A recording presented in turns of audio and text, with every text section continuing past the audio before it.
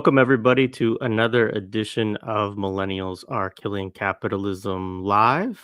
It's good to be with you again on this snow day, 4-year anniversary of January 6th. And It relates to the subject matter a little bit, actually. And then, yeah, I mean, it's been almost 2 months since I've done a live stream. For folks who don't know, I talked about this a little bit on a podcast episode in an intro, but um, my basement studio was destroyed by a pipe leak, and so that's the main reason why I haven't been doing it. And then there was the holidays, so I could come to you live from my dining room table as I am now, but my kids have been home for break. Of course, they're home again today because it's a snow day, and so hopefully that will go smoothly, but it's possible that we'll have a visitor at some point.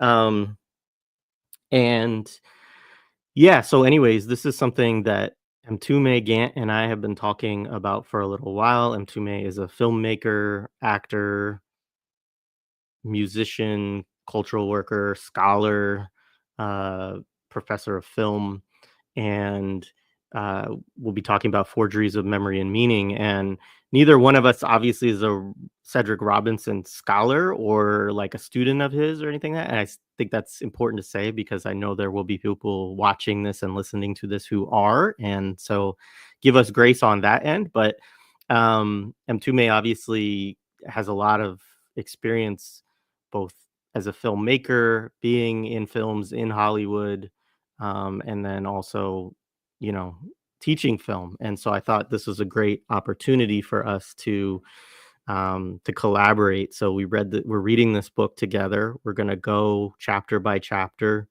We'll do the preface and chapter 1 today. I will say the chapters are mostly huge. There's a couple of them that are like 40, but for the most part, they're like 100-page chapters. So each chapter is basically a book in itself. And so in preparing for this, there are so many things that we could talk about. So we'll talk about as much as we can. But, obviously there'll be plenty that we don't get to today. And we'll probably pick up on some of those threads as we move through the book.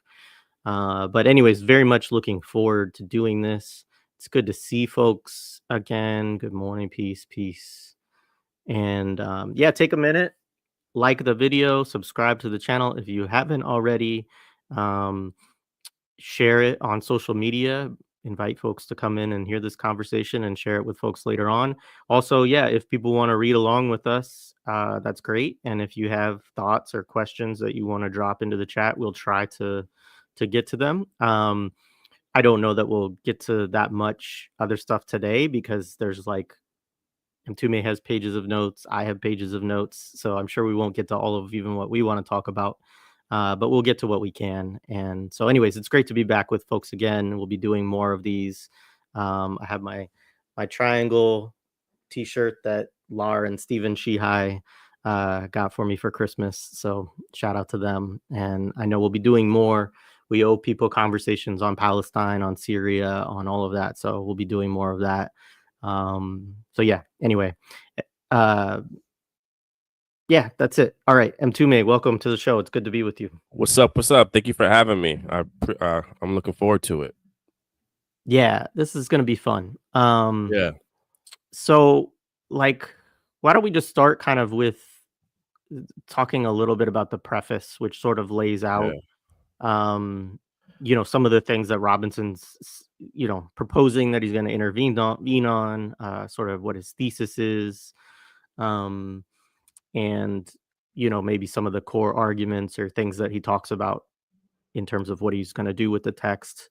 Yeah, I mean, I don't know if you want to start with what you gather about his thesis, or we could start there. Yeah, let me grab my notes right in front of me. Or just key interventions too. We could here goes my cat. You're gonna see a lot of interventions from my cat right now. This is Seal, everybody. He's gonna jump right in the middle of while I start speaking, which is very, very, very, very typical of him. Yeah. So yeah, I would like to also restate Robinson for me is not necessarily brand new. I read the Terms of Order many years ago. It's not fresh in my brain. I actually haven't read Black Marxism, which I know is the text that everyone talks about, whether it's lovingly or not so lovingly. So I'm not in that. But I've been very intrigued by Robinson's work, and I've read some small essays and also things here. So this book intrigued me when you stepped up to me to as a possibility to read, because definitely in the wheelhouse on a couple levels, and we'll get to that, I think, when we talk about it. But I found his preface to be very, very intriguing, in that I think he's touching on something that I think is very valuable, and it's this idea of how narratives are created, like the origins and like mythical origins, what are real, what are myth, how we encapsulate them within our kind of cultural histories, our political histories. And he goes into this idea of the different power regimes, which I find fascinating. Though he does stay up top, I don't think he gets into it as much in the first chapter. That there are, though, sub realities and sub narratives and sub characteristics that are able to break through the racial hierarchies. He talks about that. He suggested them, which I guess he's like, I read in the back blurb that he'll later get to Oscar Micheaux, which I'm very excited to read about, because I'm a big Micheaux fan, and I've done some studies on Micheaux on my own. But as a kind of like fugitive reality, a fugitive narrative, or a fugitive way of looking at the world that do break out, right? But he's talking about this kind of these racial hierarchies, and the hierarchies that of narrative that are created through the material realities, which I think is also really important. Which I think is also interesting, because from my advantage, sometimes the criticism of Robinson is like his materialism is off or something like that, which I found maybe I had a caution when I grabbed the book. I was like, this is gonna get a little weird, whatever, because me coming from, people don't know about me. Some people do, I come from a kind of Marxist dialectical materialist background, or really a foundation of how I do my analysis now. So when I read that, I got excited. I was like, oh, okay, so Robinson's gonna go from that perspective. Then I was like, if that's true, I'm all in. I'm all in on what he has to say here. Yeah, just a couple of things that you brought up. I mean, one, I should say to the audience, I have read all of Robinson's books. This is the only one I haven't read completely all the way through. But I've read the portion. He has a chapter where he deals with Birth of a Nation that I read before, and then the one on Micheaux, which actually I think I read in undergrad, because I had a African American film before 1950 class, which was a lot of Micheaux. But anyway, or before the civil rights movement, I think was the cutoff point that he used. But I will say that, like, this point that you're making about Marx, and I mean, Black Marxism is a complicated text. People, as you say, have strong opinions on it, one way or the other. I'm probably in the middle on it, in terms of, I think there are aspects of it that I disagree with. I think that we'll find, even as we talk about this chapter a little bit, like, Robinson has a sense of humor that I think sometimes doesn't always come off quite, but he's also can be quite polemical. Like, there's a figure at some point in this chapter that he decides that he's going to go at, and he really goes at him. And so there's that part of it. But everybody that I know that was a student of his, right, or knew him in a professional capacity, his sense of humor always kind of comes through too. And I think certain aspects of Black Marxism, I think he's really kind of poking fun, or and sometimes like talking shit about different types of Marxists. And even in this one, like, the very first sentence, he has to throw a jab at Marxists, but he makes a point to say,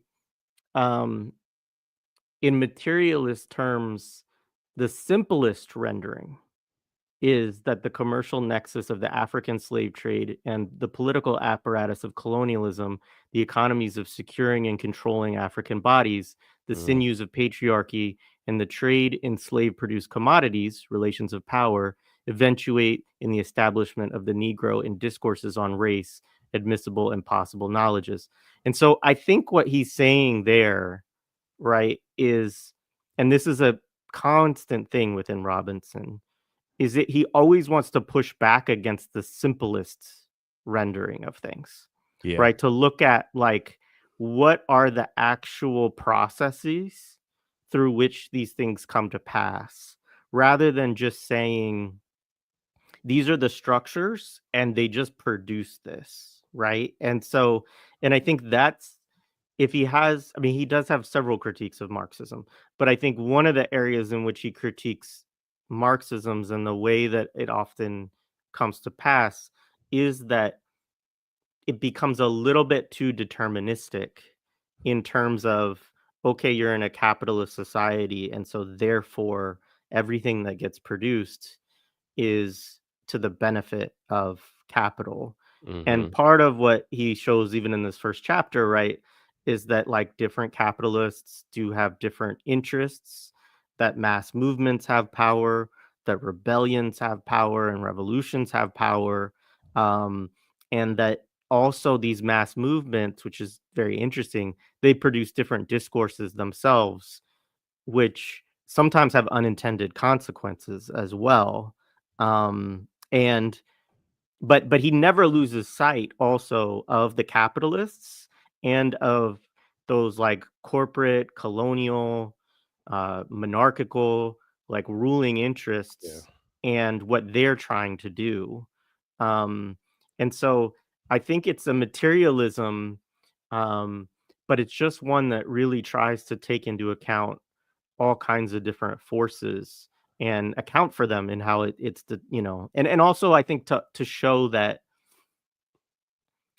as Robin D.G. Kelly has said about this book, like that racial regimes are actually fragile, they're weak, and they have to be constantly recalibrated as things change in the Yeah. world, um, and that in doing that, you know, there are different alignments and things like that that happen, and we'll talk about that a little bit as we go through this. But yeah, so Yeah, anyways, I I'm just add that to what you said. yeah, I'm glad you threw that line in there because that's where I was gonna go next. Like, racial regimes are subsequently unstable truth systems. And he says that in the preface, which I found to be just an objectively, correct statement. Then how do you then account for revolutionary activity that comes out of regimes? How do you account for them for the Panthers? Or, if you don't acknowledge that, then you say the Panthers are just a result of capitalism, and no one has their own agency, which I think is something that Western Marxists, white Marxists, have a problem with acknowledging. And I don't want to go down that rabbit hole. We probably will, though, in the book. I have a feeling it'll happen, but actually, it will happen in this chapter a little bit with a couple of things that he says a little in the chapter one. But I don't want to get hung up there. But one of the things that I thought about with that was with the unstable truth systems is, and thinking about where Robinson goes in his book is, I mean, we have to think that liberal democracy knows that, though. They have to know these things are constantly unstable. That's why they have to constantly shapeshift. That's why they have to pink wash, black wash, do all these things, right? They Yeah, know that the regime can't stay on one level, so they have to constantly restructure and resurface, whether it's promote a lot of this or then retract, right? Actually, we can't do this anymore, right? I mean, this is kind of like a parallel. I mean, if you want to even get into Syria, how they're like rebranding an Al Qaeda dude right now, right? He went from like yeah, he, and it's a media process, it's a right? media Which is process. yeah, He went from like, top 10 most wanted list to now being some people calling him like the president, like they're like, putting him up. And I'm like, that's deep. And I remember Adam Curtis in his doc Hypernormalization had that great thing about Gaddafi, how when for years Gaddafi was hated, and then there was that small window where they liked Gaddafi again, and they were talking about him in the media. I think people forget that they were he was allowed to go to the UN and give a speech. It was because he had a role in supporting the war on terror for a brief period of time. Period. And then when that became untenable, we all know what happened in Libya, right? Yet you went right back to it. And this is the thing, liberal democracy has to constantly shapeshift. But what I find intriguing about the book is the shapeshifting isn't, I do think it's aware, is that there isn't a forefront awareness, but there's also a way it kind of happens by happenstance or circumstance, and then they become opportunistic, right? So where it's not like it was developed initially in some laboratory, sometimes by like the CIA or something, rather than something is happening and then a media conglomerate or a group in the government will go, you know what, this is interesting, let's take this, redirect it, and use it for ourselves, which I think tracks with, if you look at any kind of media history, think about the kind of co-option of, the 60s, of like the hippie movement and all that type of stuff within what's that book, the Conquest of Cool, they talk about that, right?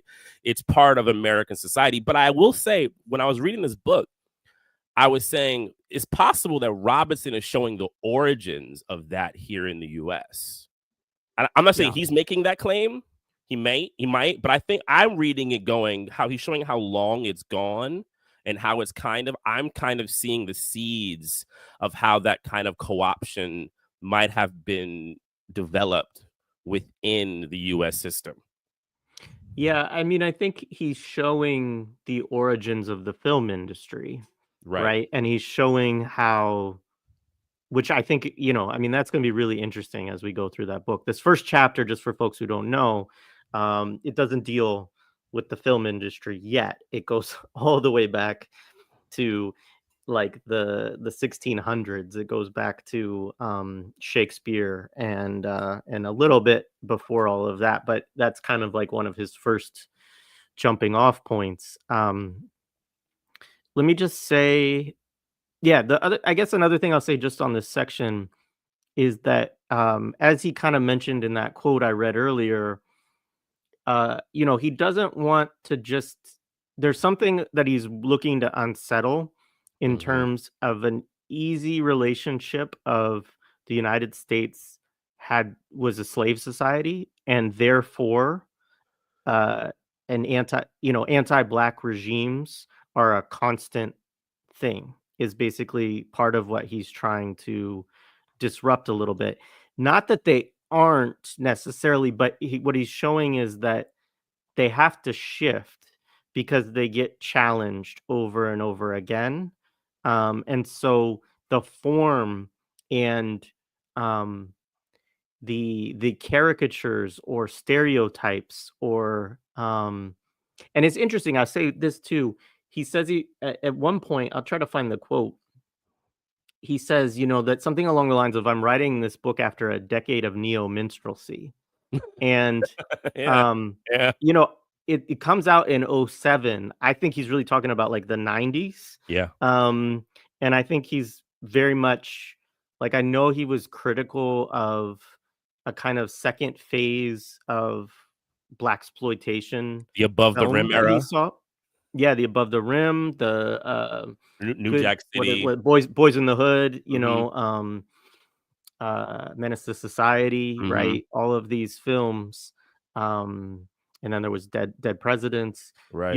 And a lot. I mean, I grew up on these films. I loved a lot of these films when I was a kid, and a teenager and stuff like that. But at the same time, like, they very much trafficked in specific tropes that were largely made up, manufactured, right? But then become somewhat real because then life imitates art, kind of thing. Art, goes back and forth, and but also still very much exaggerations and So, anyways, I don't know where I was going with that, but I think, just that point about he doesn't want people to see anti-blackness just as a stable regime that like is a continuous form throughout history. Yeah. And part of that is to also get to how do we get to Jim Crow and segregation and um, the 20th century type of anti-blackness. And then part of what he's arguing is that you don't really see this come into being until like the 1890s to early 1900s, right around because there's shifts, and we'll talk about some of these shifts as he gets into them. But and then there's a lot of work done to produce scientific racism, which is probably another main point here. Is that Robinson has never liked to just talk about racism with the dawn of scientific racism, which Mm-hmm. a certain genre group of scholars tend to do, which is just like until there's scientific racism, everything else is just kind of, ethnic and cultural differences and so on. But racism really comes about with capitalism, with science, with these other things. And I think what Robinson's arguing is like scientific racism is a specific thing that comes about at a specific point in time uh, due to the needs of the society and who's in power and all of these things and what they fund and share and promote. But that there's all types of what he calls racialisms that Mm-hmm. precede it, um, and that there are different discourses around that. Like we'll get into Othello and that interesting Yeah. section. Yeah. But yeah, so I don't know. Is there anything else you want to say on the Just preface two before more we things in kind the of move in? preface I Yeah. want to get to, and then we Yep. can move to the chapter. So this kind of going back to something I said before, and I'm excited to see this going forward, where he talks about just saying how that regimes are cultural artifices, and we have to remember that. But he thinks basically their cultural artifice is actually their weakness, while it's also their strength is their weakness, because it'll since it only has parts of the real, it'll inevitably generate fugitive, unaccounted for elements of reality, which I think is interesting. And I'm curious to see him. He doesn't get there yet. He's laying down history, but I have a feeling I know where he's going to go. He talks about the more radical pieces. I think another thing, he doesn't talk about, motion pictures that much. But one thing he says, and I'll read this quote where he says, moving pictures appear at the juncture when a new racial regime was being stitched together from remnants of its predecessors and new cloth accommodating the disposal of immigrants, colonial subjects, and insurgencies among the native poor. With the first attempts at composing a national identity in disarray, a new whiteness became the basis for the reintegration of American society and monopolizing the refabrication of a public sphere with a reach and immediacy not obtained by previous apparatuses, parentheses, museums, theaters, fairs, the press, etc. Motion pictures insinuated themselves into public life. So something that the scholar Clyde Taylor says a lot that I think is really important, and I'm sure Taylor and Robinson knew each other. I wanted to do. They worked at UCSB at the same time. So Together. yeah. That totally makes sense, and I'm sure they've been in conversation. Taylor talks about you have to think about the creating motion pictures as mass events and the creation of mass media, right? So because you were able to now instruct the masses on a grand level with narratives, right? And something that I always teach in the kind of, I teach film production mostly, but my class is also has theoretical bases. And one of the things that I always try to tell my students is, you can't think about film and the creation of film just as something that was made, this beautiful new invention that everybody got their chance to do. It's like this beautiful thing. No, very rich people like the Lumiere brothers made film because they wanted to document their life, France's progress. A lot of the early films, things like Life of the American Fireman, these are about creating narratives of American culture. Because it was part of the Western narrative competition of who was the best. who was moving the most forward. You know, one of the early Lumiere films is their factory workers coming out, right? And they're all happy, and and I'm like, really? Were they all happy? You know, people are you working at your factory? You know, so and then you're creating these narratives using the image to kind of create narrative, and I found that really an important statement, right? And he also says a couple of things. This is also kind of references to Clyde Taylor, which I think is interesting about the Greeks, which I think Yeah. is really interesting, and Aristotelian and kind of Plato, about their kind of ideas around slavery and the Greek kind of way of creating different kind of social groups, right? And he's kind of positing first the kind of, which I think he'll get into the first chapter a little bit, the kind of creation of categories, Hmm. right? The categorization. But he also criticizes, and Taylor does this also, a misinterpretation from Enlightenment and Western thought of Greeks theory, to say, well, we're basically just doing what they were doing. Which, if you read Clyde Taylor's The Mask of Art, which is a lot of what the early part of his book talks about, is the Enlightenment's interpretation of the Greeks is actually false. It's actually it's a falsification to justify their really, in many ways, disastrous hierarchical project through things like this. And Taylor mainly does it around the work of aesthetics and the creation of aesthetics. So when I got through this preface, I was like, okay, I'm with you. Let's do this. I'm into that. Yeah. Correction from me, is Clyde Woods that was at Okay. USC with Robinson, not Clyde Taylor. But I'm sure that he was familiar. I'm sure Yeah. they were familiar with each other. And I had that point too on the scientists, the race sciences and stuff like that, and the Enlightenment folks who appropriate the Greeks to justify slavery.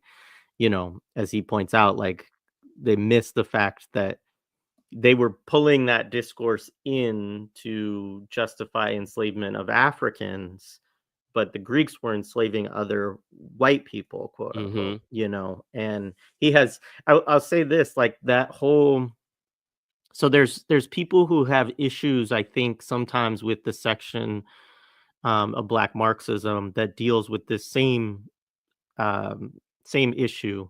And I think what I would say is that this chapter one, I think, is a more sophisticated. Um, I mean, and I don't mean that to denigrate Black Marxism, but it's 25 years later, and he's really looking at specific. I think his arguments are a little bit stronger here in terms of what he's talking about, and I think that his his notion of racial regimes and how Mm-hmm. they are used to support capitalism. You'll note in this text he refers to capitalism. He never refers to racial capitalism within this text, but he Mm-hmm. refers to how capitalists use racial regimes. And I think that there's a dichotomy that's sometimes created. And Zachary Levinson has done this between and I think he's using mainly Black Marxism to do this, but between Stuart Hall and Cedric Robinson.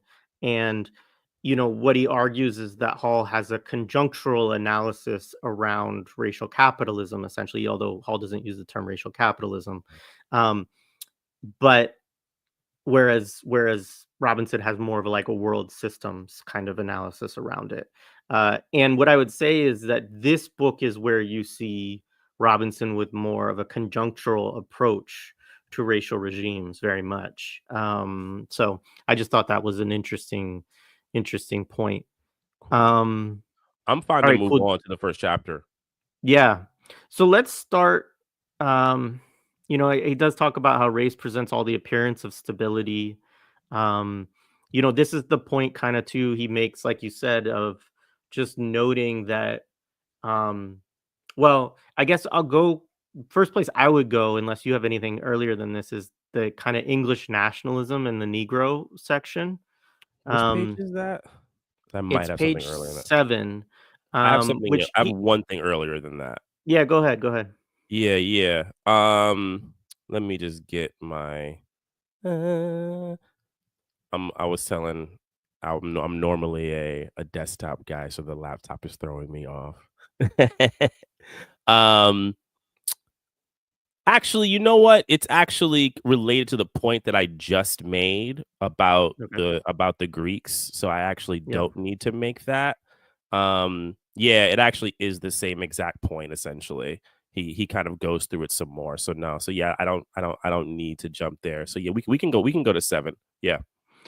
Yeah, so in this section, English nationalism, what he's arguing here is that they emerge simultaneously, and that this Yeah. is not an accident. Um, and he does note that the Negro at first included Indians of India, Native Americans, Japanese, and I think he says slaves of whatever ancestry or something like Mhm. that, right? And obviously including also Africans, right? But he's talking about, and he does go through this. He cites Patterson quite a bit in this section, which is also Yeah. interesting. Yeah.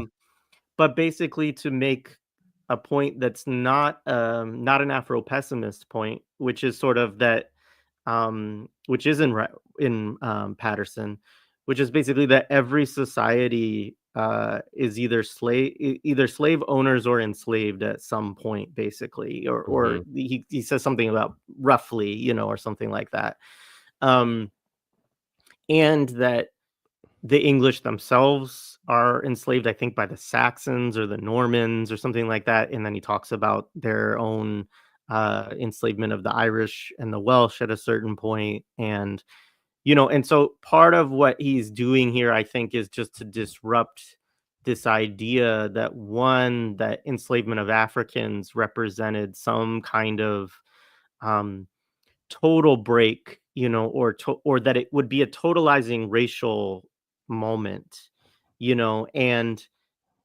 so what he's also saying is that, like, the idea of black people or African people as enslavable, and as specifically suitable to that, had to be constructed, and that this gets constructed in English society, at least, um, at the same time as they're trying to get their own national project off the Mhm. ground. And Shakespeare comes in here, because Shakespeare is, as he points out, a uniquely kind of national figure. He writes these plays about Henry VIII, and he does all these plays about these national kings and queens and Mhm. things like this of England. Um, and I don't know if we want to get to. I think we could save Othello, but for a little bit later. But he does in a footnote, from these scholars named the Vaughns, talk about, you know he kind of wants to disrupt this idea that people were just jolted into racism or Mhm. slavery by sudden exposure to African people, because he's like, and he uses a lot of examples. He's like, there are black people in England, and they're doing different things. Some of them are slaves already, but some of them are, work for the court, or I think there's one guy he cites that's like a military leader, and some other examples like this. So he's just sort of, he's saying, look, the Moors came into Spain in what, the 11th or the 12th century, something like this, and they also dominated a lot of, the Iberian or Italy, right, which is so he's talking about this history, and he's like, look, this is not the first time that English people have encountered black people, and that they're not just jolted into, like, these people are subhuman.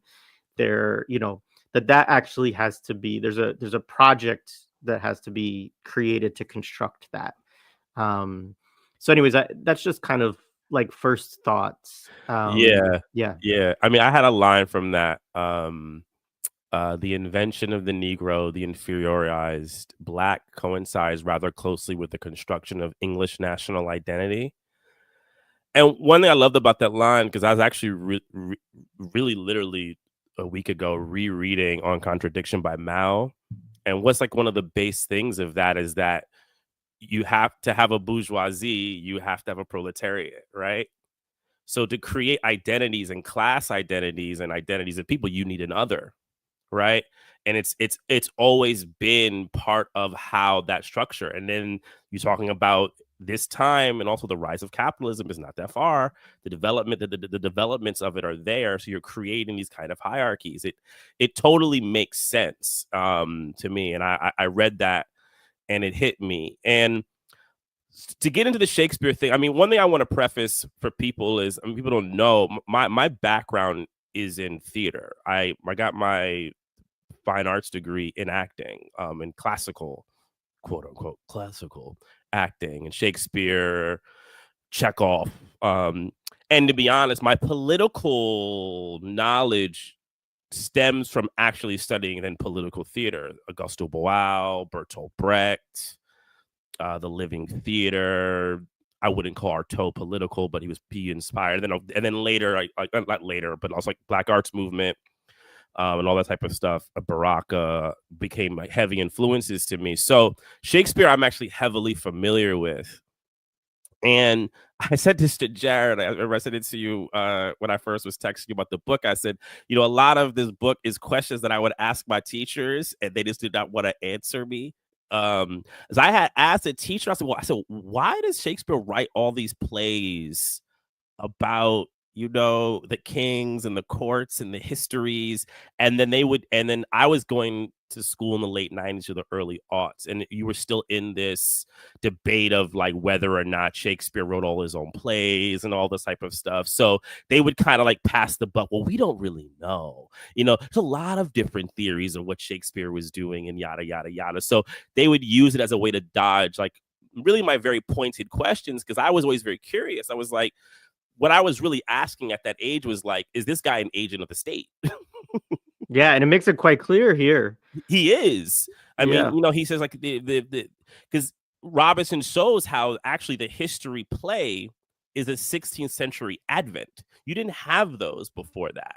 You had, and I studied this too. You had mystery plays. They were highly religious in European society.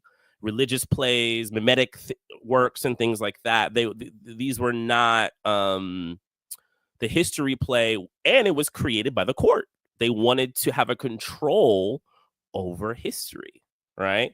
And also using history to tell stories of the now, which I find very interesting when we get to Titus Andronicus, which I do want to talk to before we get to Othello. But one thing Robinson says is, you know, that Shakespeare, you know, he possesses like a governing class attitude with his work.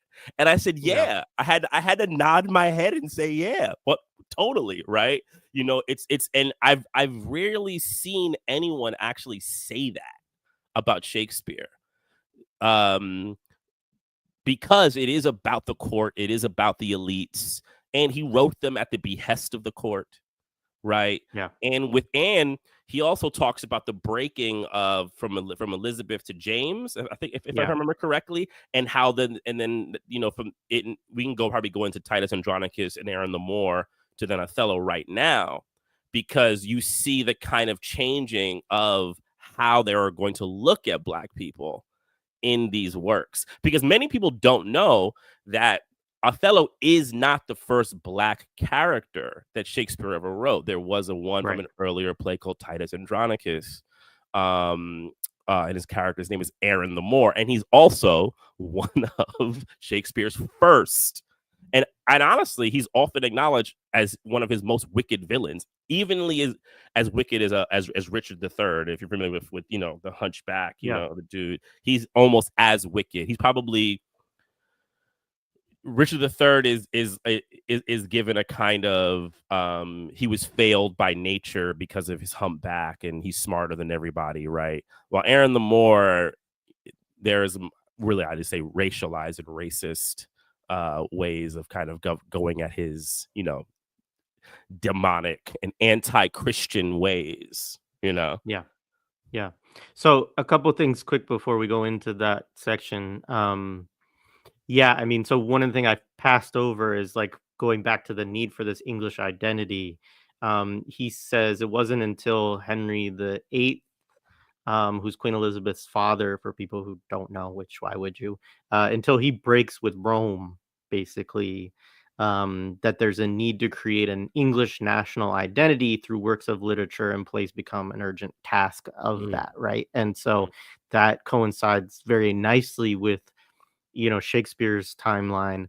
Um, and I think you mentioned earlier this discussion of laboring classes and like this is one of the areas where Robinson is a little like this is one of the things again I think people don't like sometimes with Marxists don't like sometimes within Robinson is he posits that within European societies, even before before capitalism, that laboring classes were almost always predominantly racialized groups of people.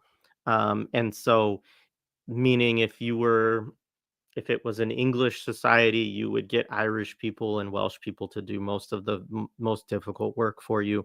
If you were mhm, Greek, you would get Slavs, like these things. And so he also had that comment on Slavs, which was interesting, I think, from earlier about how it's a shared word between Arabic and English and something, mhm, like all of these different languages he cites, and he just sort of talks about how, the Slavic people is the origin of slavery and that word and so on. But um, the the point that I just think that's kind of an important thing to remember within Robinson is that for him, you know, whether you agree or disagree that these processes are racism, what he's saying is that, you know, within a national identity or a kind of regional identity, um, wherever there's some accumulation of money and power, mhm, that they try to get other people that are kind of outside of that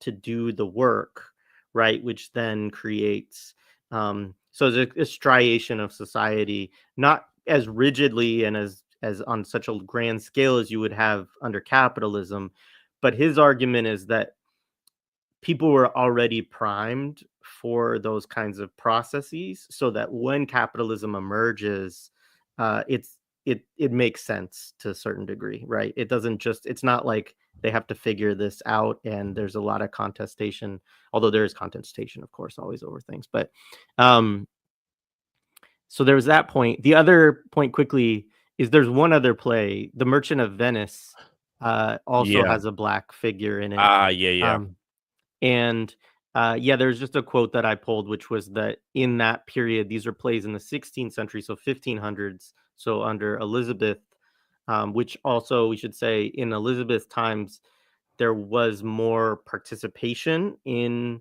like regular people could go and watch the plays and things like that. In James, it actually just becomes that the court, the queen, and like these people are putting on the plays themselves for mhm, themselves, basically, and for these other. Um, so, and part of that actually he cites is because um, the spread of the plague at plays was a concern, and or unrest, rebellion was a concern at plays. And so they moved it to these kind of internal plays during King James's period.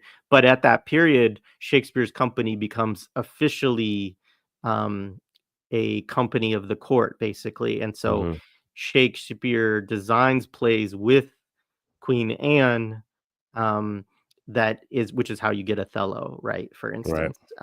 So, anyways, yeah, take us where you want to go from there. Yeah, so it's interesting because I I figured he would touch on Aaron the Moor the minute I knew that Othello was going to be touched on. I knew Robinson was he's a sharp dude. So I was like, you definitely gonna touch that. And I was first introduced to Aaron the Moor when I was in college because I don't know, I was having a one of those, identity crisis of doing only white plays, and I'm like, I'm 5'8". When I was 19, 20, I was skinny as hell. And Othello, I was like, huh? No. I'm probably more built to be Iago or Cassio, like I can't, you don't know my build, but not, so someone said, oh, you should look at Aaron the Moor. And I remember reading it. And I'm reading a lot of these lines in the play, and I was quite uncomfortable. I was like, this just feels, kind of wretched, And then I kind of, psyched myself up to like do the whole like, well, you get to play the villain is cool and things like that, which is something that you do. And Shakespeare at that time, not really for me. I always had a weird experience with Shakespeare. I never it never had the hagiography kind of like godlike level to me. I was very good at performing it, probably because I rapped. So that was probably the biggest cachet for me. I found the comedies boring. I still do. I did like the political plays. I thought they were interesting. I still do sometimes. But anyway, I digress. But one of the things that he shows about the Aaron the Moor character, and like to kind of like, this idea of like his woolly hair, it's all inside the texts. If you want to like do a Google search on like the Aaron the Moor lines, you can find them. There's so many in there. But one of the things that I found really interesting is he talks about it shows a kind of distaste for Black people within it from that part of the court, right? And this kind of negative, right? And I find that intriguing to begin to think about the roots of a kind of distaste of others, right? And where that begins, right? And one of the things that he points out in it is that the kind of anti-Christian Christian, of the Moor. They're not Christians. They're not this. And to really point that out within the play, and to make him at that time probably his most evil villain, I find to be very telling, right? This Moor, this other, this anti-Christian, this subhuman, to do it, and very, very villainous, very, very wicked. Also the he has a child, right? And the idea that the child can't become a king because of the race. You're starting to see the development of these kinds of ideas that will become later mainstay. Right. And to me, and we can get more into this when we get to Othello, to me, it begins to make wavy this idea that racialized thinking came after maybe a lot of people like to put it into the 1800s, really, or they only say scientific racism is the only way to measure racism. Racism starts with the scientific order, and that to me does not sound. It would then make racism only something that lives in the sciences, and that does not seem materially accurate at all. Right. It actually makes Yeah, you go ahead. No, right, and we'll get to his stuff on science, which I think his commentary on science is one of the most materialistic arguments around science that I've Right. ever read, Mhm. But yeah, no, I think that's correct. And I think that on the point you're making, I found this to be the most complicated section of Mhm. the book so far. Of the first chapter is his Mhm. section on Shakespeare. I read it, I think, 3 times to try to understand, like, okay, so what is he actually saying in all of this? Mhm. And I know we haven't gotten to Othello yet, but I think that what he's saying is both that, yes, like the seeds of racialist and racist ideas and thinking about Black people are already there. They're already there within the ruling class. They're already promoted as ideas. Um, However, they're not hegemonic maybe at that point. And that there would be, when he gets to it later on, which I don't want to jump too far ahead, but that basically that a lot of work has to be done to make them hegemonic, and that is a big project.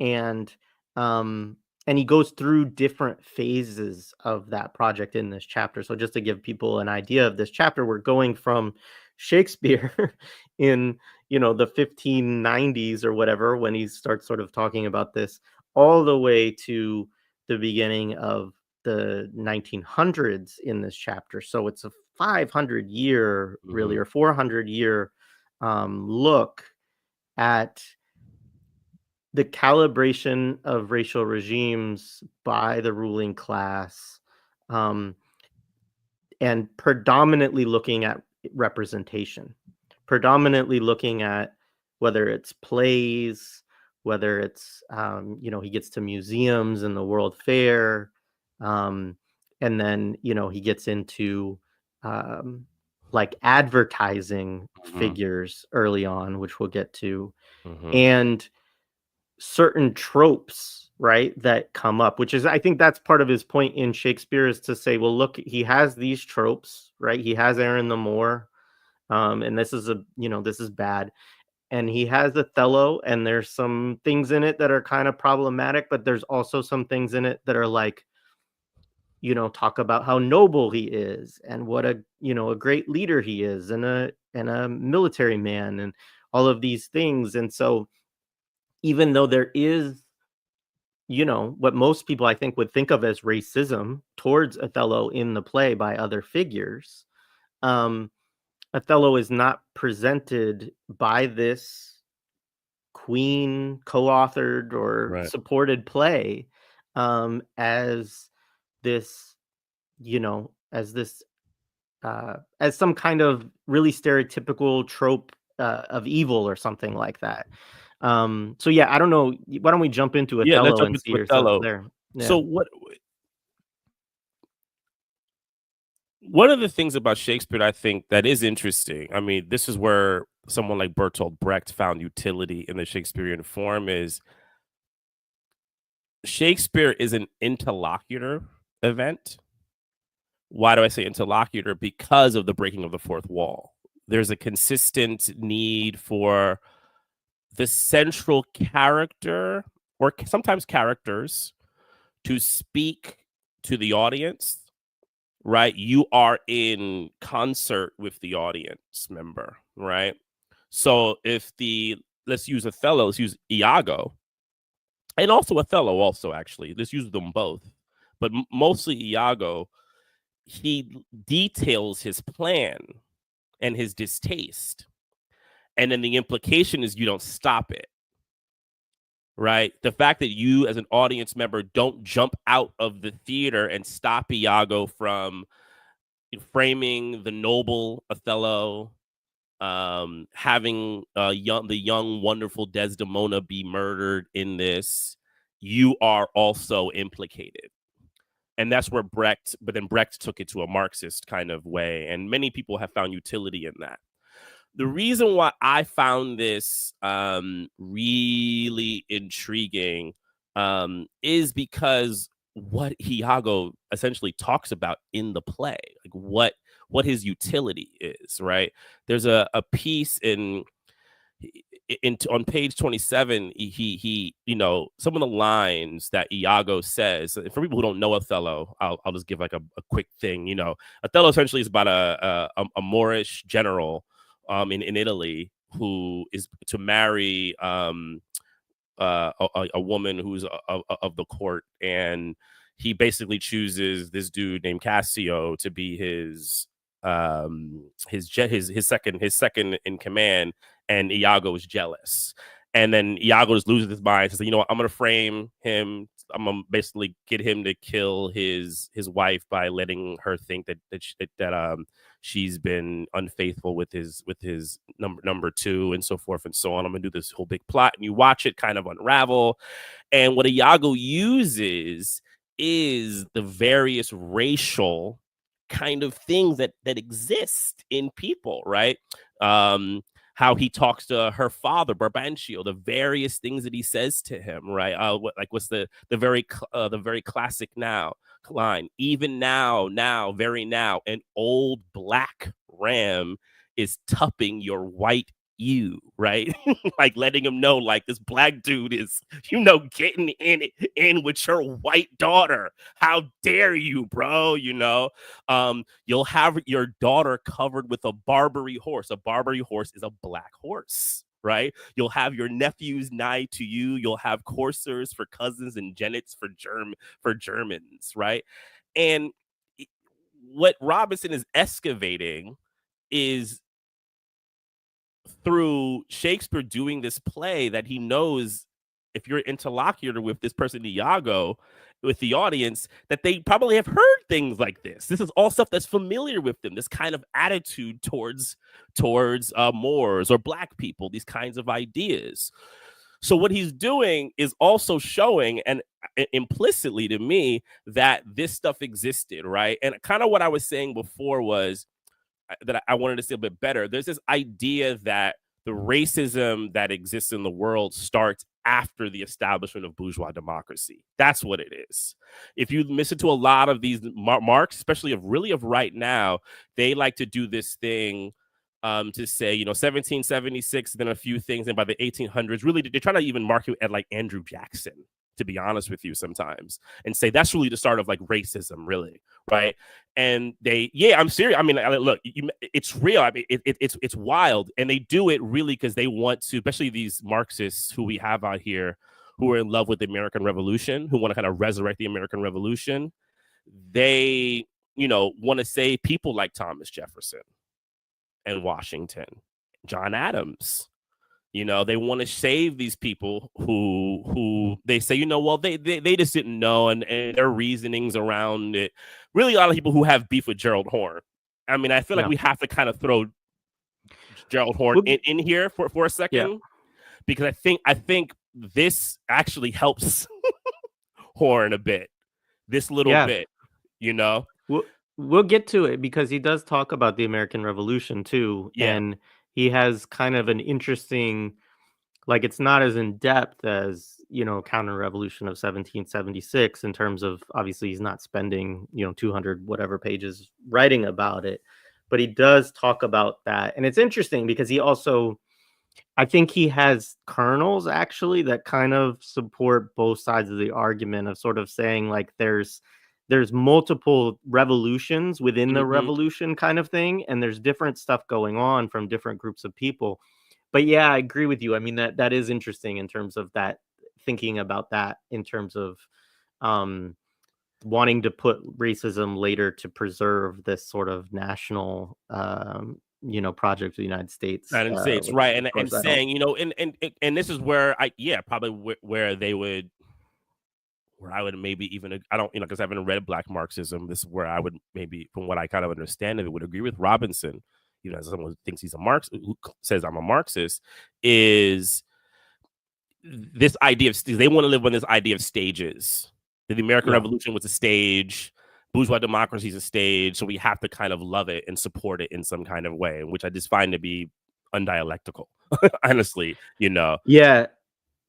There's one piece we forgot that I did want to. There's one. Let me hit one other line connected to this, and then we can. Go ahead. Move. Yeah, please. He says here, as Othello demonstrates, race could be employed to distort, inflame, and manipulate. And because in Aristotelian sense it was irrational, that is, without natural limits, it was an uncontrollable causative.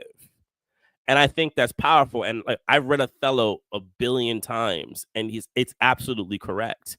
And I like that he takes shots at people who want to say, oh, Othello is not about race. And I actually heard that in school. You either have people who went too far. You have people who like tried to say Othello is, race right now.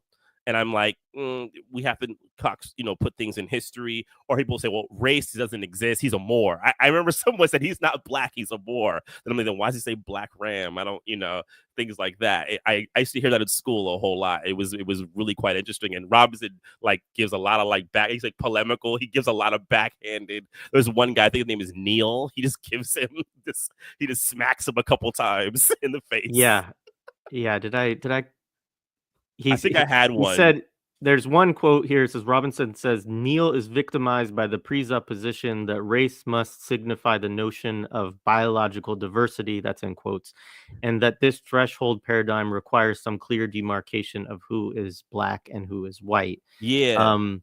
There's and he, but yeah, so he's pushing back against this idea that to talk about race in Othello is to fall into anachronism. Yeah. Which is something that people will say. And yeah, I mean, there's probably some more from that. Did you have another quote there? No, Okay. That was the quote that I had there. And, yeah. So I wanted to jump back for a second because he starts chapter 1, which again is called The Inventions of the Negro. And so notice that inventions, plural, he's looking at the different ways that this is invented. And the way it's invented kind of over and over in different ways. But he starts with this, what do you call it? An epigraph, a quote at the beginning of the chapter. I'm going to read it real quick. He said, doubtless because of the skeletons and bones of strange animals that came into the Smithsonian from the early transcontinental surveys, the institution came to be regarded as haunted.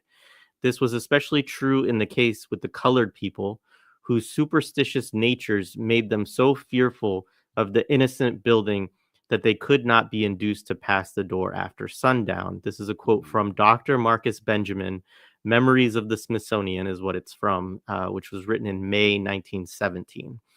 And he starts with this, this first section is called the Counterfeits of History.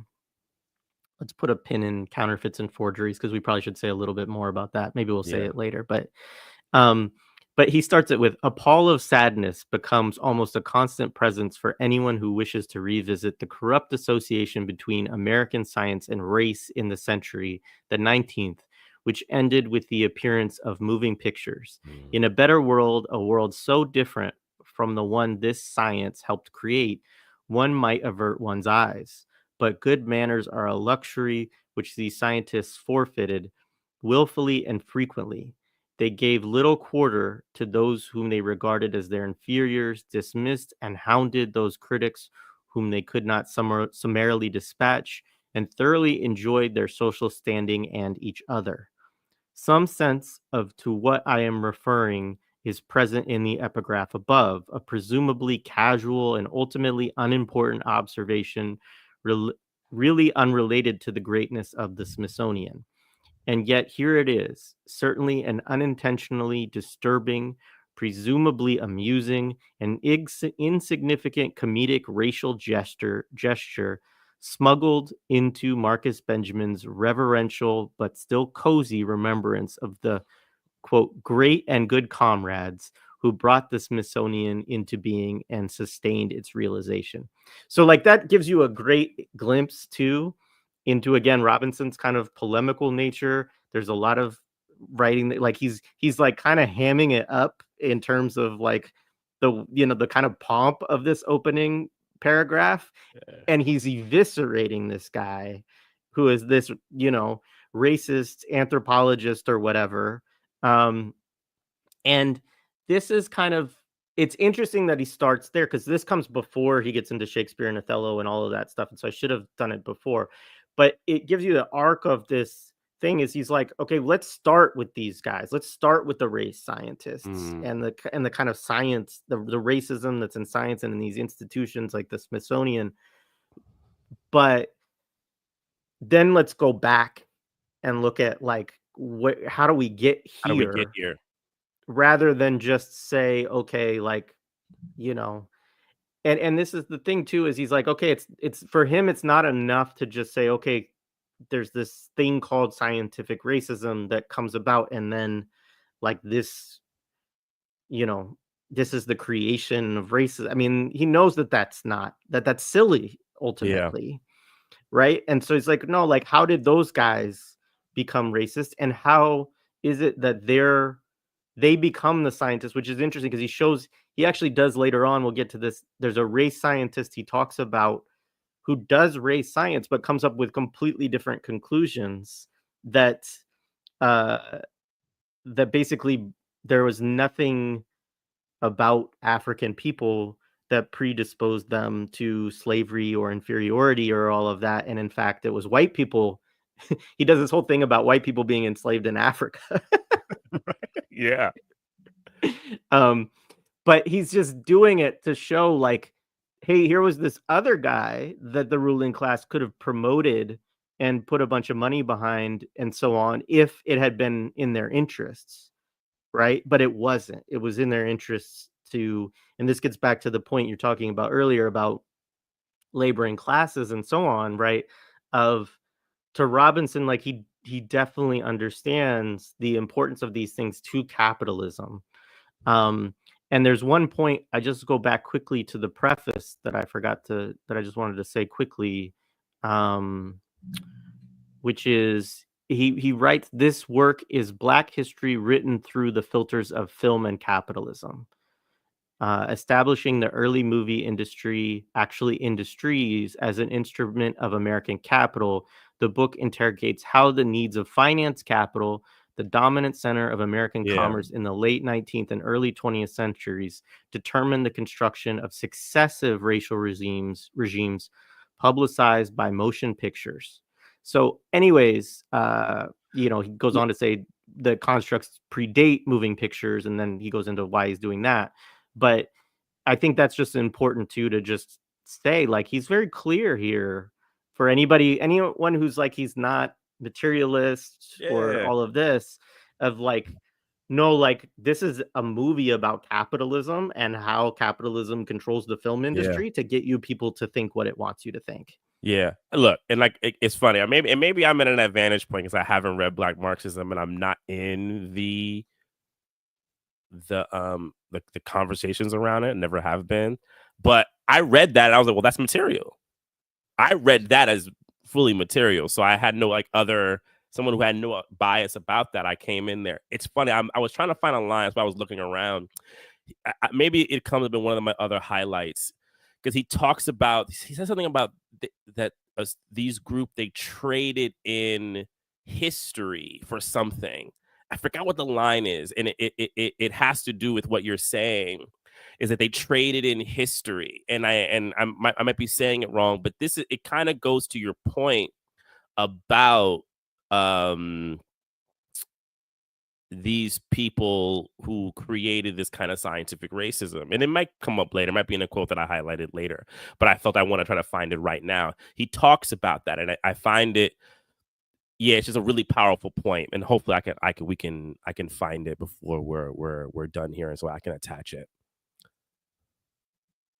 Yeah, right on. So what section should we go to next? Let's see what the next part. I think we kind of got through Othello, and one of the points he makes about Africa. So he does along Othello. This is related. Like, one of the things he's posing too is like, look, African Muslims were central to the European Renaissance and scientific enlightenment too. Yeah.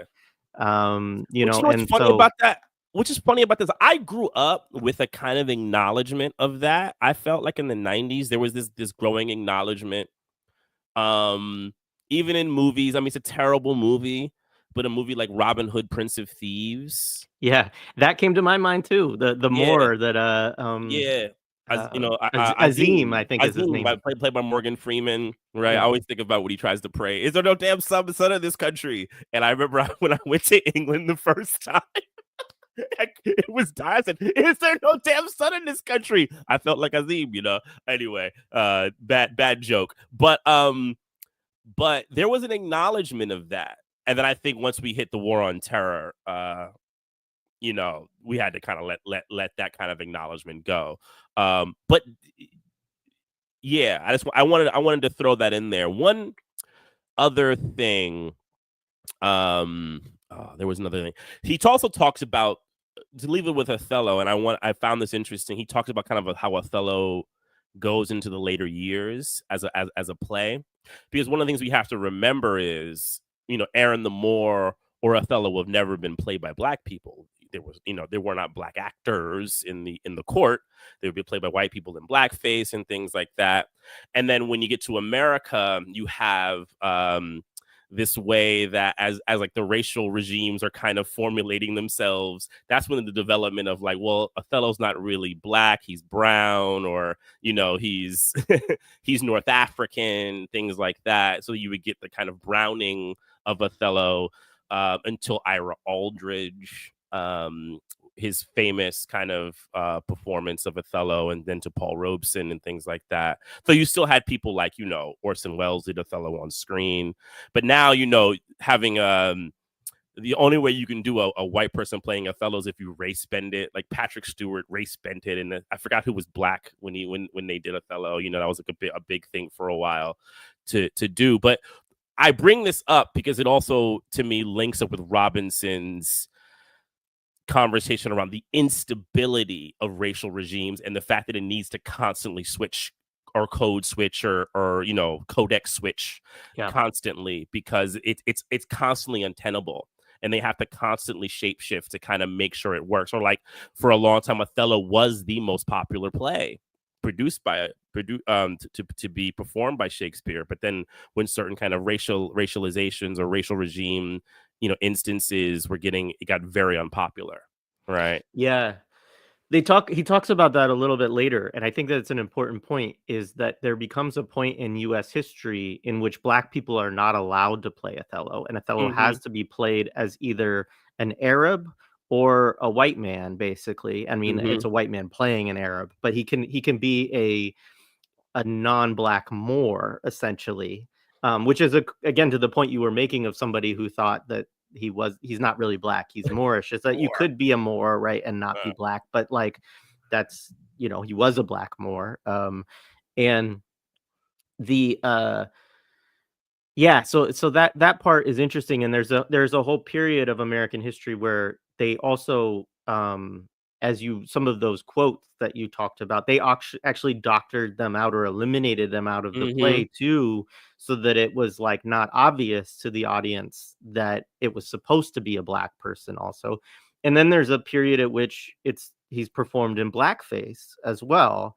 And so there's all of these things that go on within, and I think Robinson's using those to show, like you say, that if racism was this stable thing, if anti-blackness had these stable logics to it always, that you wouldn't have to shift that representation all of these different ways in order to make it tenable. That actually is a showing that there is an instability there, and there's something that has to be shifted in terms of representation to support whatever the new racial regime is at the time. I'm assuming because that to me is it just lines up with total material history, even if you take it out of the black context. Even if you take it into with the white working class or anything, you have to constantly shift narratives, because nothing can stay static. It just doesn't work that way. And the class characters of everybody changes in different societies and different periods and different eras. To make these things static would be ahistorical. Yeah. So the other thing he does talk about a little bit, and I'll just move through it, but he talks about basically that there's kind of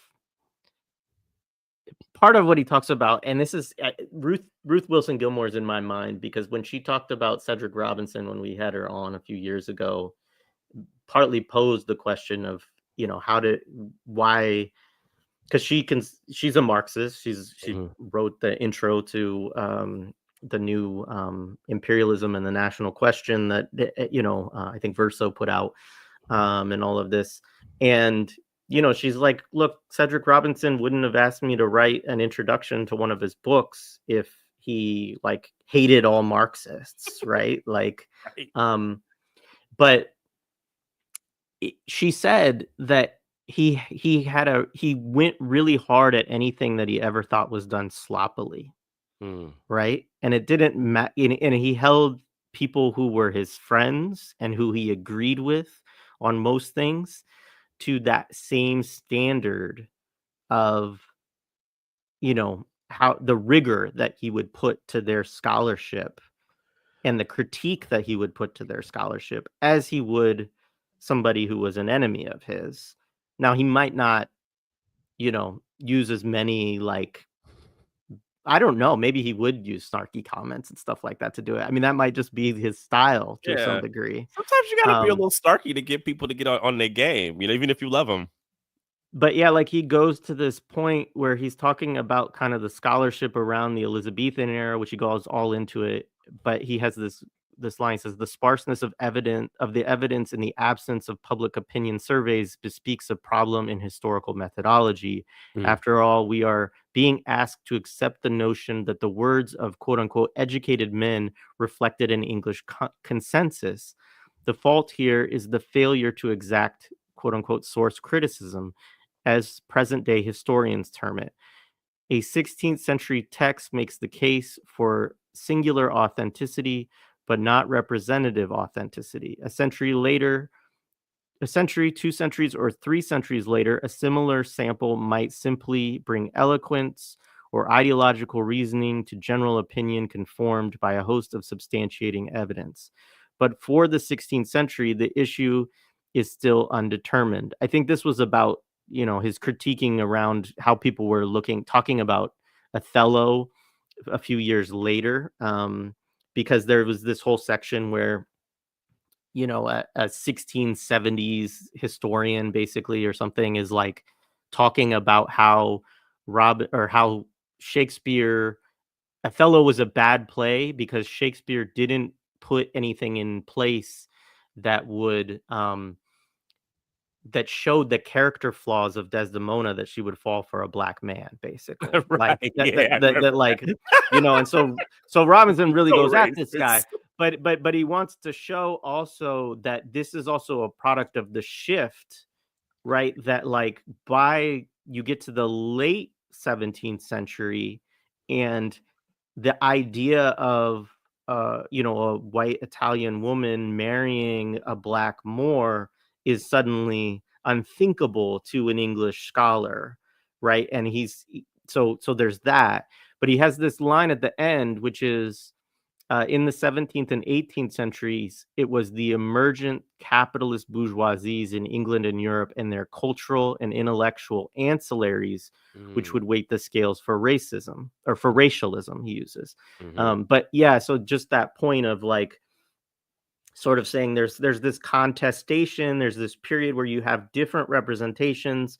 Some of them might be racist or problematic, but they're also balanced out by other ones in which you see the racism of Iago or other folks, but Othello as a figure is not someone that's necessarily like a stereotype or condemnable himself, right? He's a noble figure, right? And So, but he's saying, it's the bourgeoisies, right, that push this because of slavery, because they Yeah, need a working class to be denigrated, basically. yeah. All right, let's move forward a bit because I think we've done enough on Shakespeare. Unless there's No, anything else that you I'm wanted to do good. on the Shakespeare thing. I'm good. Um, all right. So, The next thing I have, I don't know if you have anything before it, but is the go ahead. stuff on, Black Philadelphia. I don't know if Let's anything see. before that. Yeah, I think I might. Yeah, I do want to Yeah, do Black Philadelphia for sure. yeah, Let's see. Oh, so no, so Reimer's that guy that he takes down. So I don't need to yeah. go back over that. There's one piece that he has from Oliver Cromwell Cox that I wanted to pose, and I think it's, let's see, where does Philadelphia come in? It's like 44? Yeah, so 40. it's right before that. Mhm. Um, so the piece is, let me pull it up real quick.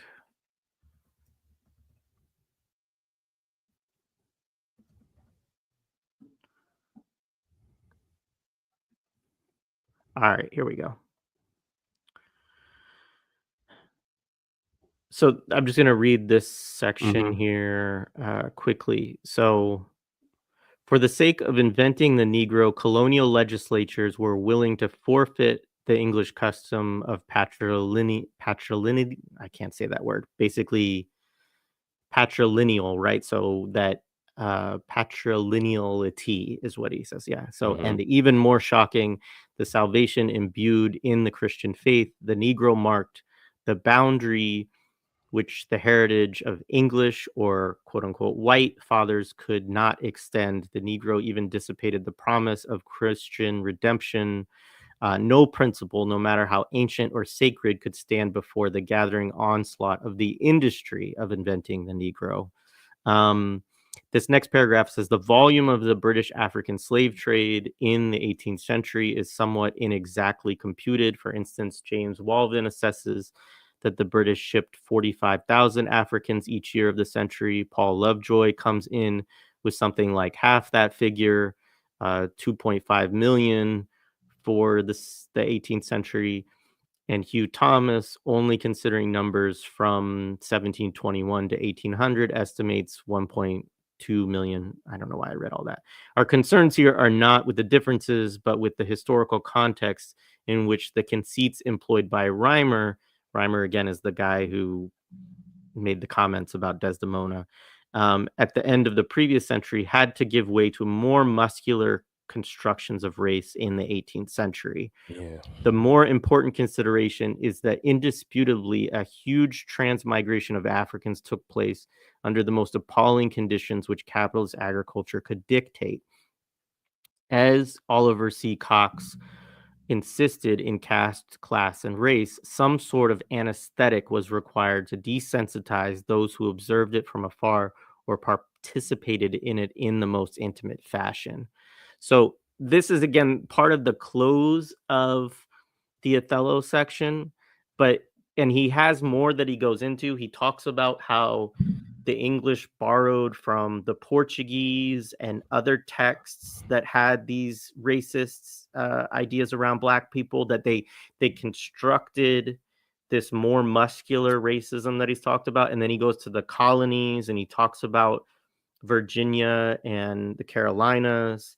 And um, all that is just to say that, again, like, he does this piece on Shakespeare and on English national identity and racism and the invention of the Negro, but then he gets to, as the English slave trade really picks up, he's like, then they need uh, more muscular, more racist thinking, basically.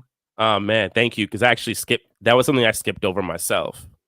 Yeah, I wrote something here. I wrote like in reaction to one of that was colonialism as a nationalist contest. He talks about. He kind of says it like they might have even been in that quote that they were kind of contesting. It was like it became a race even between them. I think sometimes we think about colonialism as this thing that happened, and then every Europeans is like we're all going to do this together, and there was a degree of that totally, but they were also in contest with each other, which I think is always important to remember about the bourgeois class. Like this is why I think people today get so tripped over Democrats and Republicans, right? And the different regimes that we have around imperialism. Like yes, they're in concert, but they also have competition between each other, and the people who lose are us, always, right?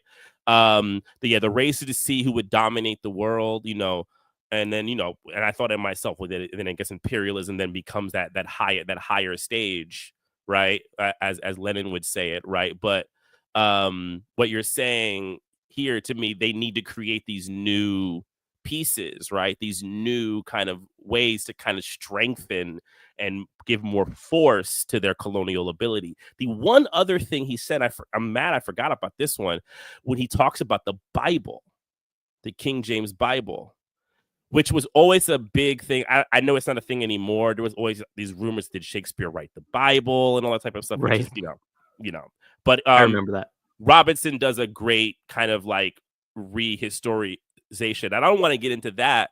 What he says here, though, that I really am into, I highlighted from my book, is when the King James version of the Bible comes, there is this need to make it more accessible to layman people. And I never thought about that. I had never considered this. So the Bible could be a thing that they all could read, but they would get the word of God through the king. Yeah. Right? It wasn't in English before that, like, is an Right. important, yeah, yeah. Right. I never just considered that, right? And he wrote that to my Tyndale, um, who was a cleric from Oxford, right? He believed that by making the Bible accessible to ordinary folk in their own vulgar tone, the word of God could be better preserved. And this becomes important later in the text with Robinson as the Bible is used now by everyone within the colonial project, right, to basically, create justifications for slavery, for racial hierarchy, so forth and so on. And Yeah. it's fascinating way to kind of think about the Bible in that way. Yeah. And Tyndale gets killed because he cites some kind of insurrection against Right. and then it's the next, I think it's then James that then authorizes, it's probably he probably is killed under Elizabeth, and then it's Yeah. James that authorizes the version of Yeah. the Bible too. So again, he's showing too that, like, as the regime shift, as the ruling classes and dominant, shift, that they might decide to go different ways on this thing. Yeah. Like, and there was a part of, I think some people thought it was too dangerous to also give the Bible to ordinary people in language that they could read, right? And Hmm. so this was also, so yeah, that's interesting. And then one quick thing to, as this, there's a section here. Um, I'm just gonna read this whole long paragraph because the paragraphs at the end of his sections are always really good. Really good. It's Yeah. where he kind of it's where he kind of summarizes, because he can go a lot of different directions, and they're sort of like, okay. But he said, what is so exceptional about the 17th and early 18th centuries is not so much the increase of white racism, but the opposition to it. That resistance was sufficient to induce a paradigm change for racism from an inferiorization which metastasized physical aesthetics, heresy, and culture into a categorical subhumanity. More directly, as the importance of slave economies expanded, the possibilities of anti slavery multiplied exponentially. In the Mm. social arena, the conflict matched unequal forces, for the political strength of the slavers was deposited in the state and the propertied classes, while the social power of anti slavery was deposited among the much more numerous laboring classes with their diverse antagonisms to actual or putative enslavement, to impoverishment, disenfranchisement, and class humiliations. And as their control over the slave signifiers ineluctably slipped from their grasp, the pro slavery propagandists and ideologues were compelled to invest other formal codes and systems of oppression.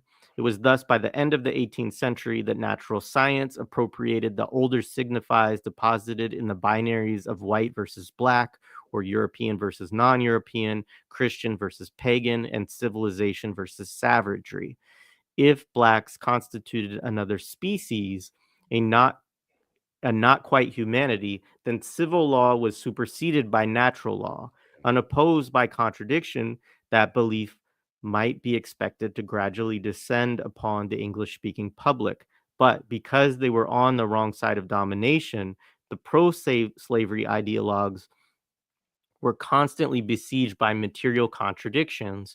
For example, fugitive slaves and marriage, just as ominous pro-slavery was losing its hold over the metropolitan and overseas support it invented, the white laborer. So that's the close of that section, and then the next section, which includes Philadelphia and other things, is resistance, abolition, and the semiotic dialectic of the Negro. So he's talking about all this work that's gone into creating these racial regimes, but then he's like, there's a lot of opposition to this for various reasons. He talks about their diverse antagonisms. It's not like it's like everybody's against slavery, right? He understands that it's complicated, but that there's also these different forces, you know, I think I can't remember if he talks about Bacon's rebellion and that, but he talks about that at some point. Yeah. And I think that was actually in the preface. But, you know, again, this is part of where Robinson comes on these things, is that these racial regimes become strengthened or reinvented when there's movements against them that, you know, can challenge them or overthrow them. And so again, like this is like when things get promoted heavily to us, whether it's the immigration stuff, whether it's pro-cop propaganda stuff, it's because the ruling class is concerned about what has been going on, right? Right. And so that, I think, is just an important thing to look at, and it's very dialectical within Robinson, but it's just this idea that um, a lot of what we see are responses, a lot of these racist ideas that get promoted or get changed and recalibrated or pulled from different places, that process becomes heightened when the system is fragile. So yeah. Yeah, I just want to, I mean, that paragraph, I remember that, and I had like so much of it highlighted, but I just think it's very important about that natural science appropriated the older signifiers. That to me is extremely important. And if you really think about history as an evolving, continuum, there's no way you can't think that that's how things have to come from something, right? It would only make sense, and that's why reading this, rather than some of these kinds of, slavery just kind of comes out of a situation, right? And race, I mean, not the slavery, biological racism just comes out of a situation, right? Okay. And this, to me, this argument is far more compelling, right? They had to strengthen. They knew what worked in the past. That's the other concept about it. These things worked. They had power, so they needed to reappropriate them, which then brings us all the way to now and how things are reappropriated and reworked. And that paragraph is brilliant. It's great. Yeah. All right, you want to go to Philadelphia? Yeah, so that was interesting for me. Because it also overlaps with, so I teach John Berger's Ways of Seeing in my class every year. I think it's a great text. I always tell people to, to kind of to look at it. And one of the things he has in his text is when he talks about oil paint, his oil paint section, which I think is a section of in the book that I think it's talked about the least. He has a great one on mass media at the end. His section on women is talked about a lot. But the one on oil paint doesn't get talked about as much. And what he talks about the advent of oil paint was this idea of prestige, and oil paintings becoming this idea of prestige. And so part of the draw of oil paint was that you could touch it. It had a physical kind of quality, the kind of fact that it kind of was one of the first things to kind of move off the canvas. It has ridges and things like that. So it became kind of like worthy to the bourgeoisie. But another thing he says is what they made oil paints about. And what they made oil paints about was always the bourgeois people would be about themselves and all the things that they owned. Right. It would be, oil paint. They actually had some oil paintings of, rich man and like his slave attendant and all of his, fine china, his conquests and things like that, all the things that he had in it. So when I got to this section on Black Philadelphia, I found it very interesting. I mean, it's not just about Black Philadelphia, but he uses it as a way to talk about the kind of new like semiotic reality of Black people, right? Right. But then he calls about how it's all imagined, right? It's the kind of imagined way that people see Black people, right? And he says, right, one of the first subjects for graphic ridicule was the free Black middle class residents of Boston and Philadelphia, right? And I didn't know this. He says about how I guess Philadelphia at that time had the largest free black population. There's something that I didn't know, right?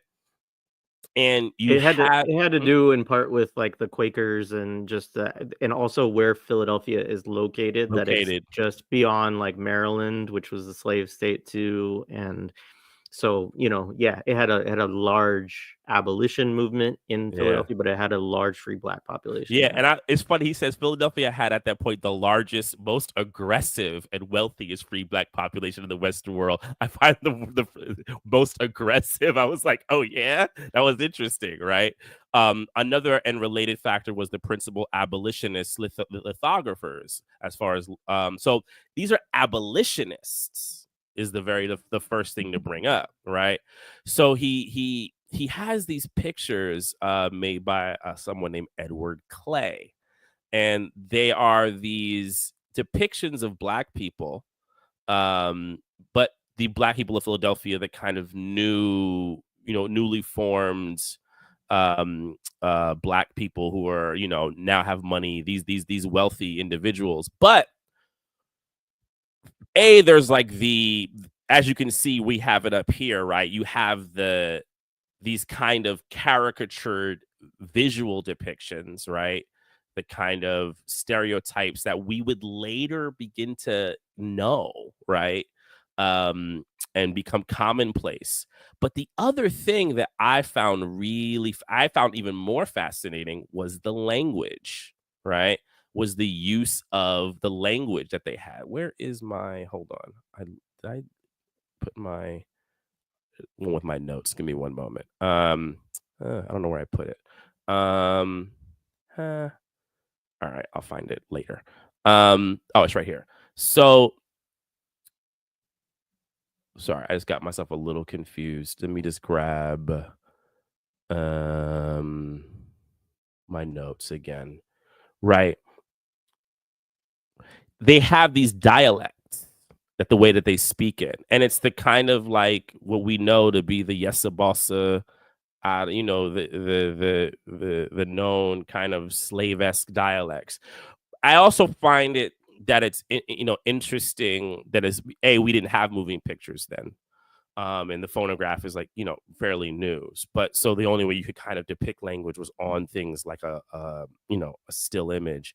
But I find that a very fascinating thing to think about. People would go see a painting of these of black folks, right, who were socially kind of climbing up, right, but they still had this caricatured way, and they had this kind of subhuman way of speaking, right?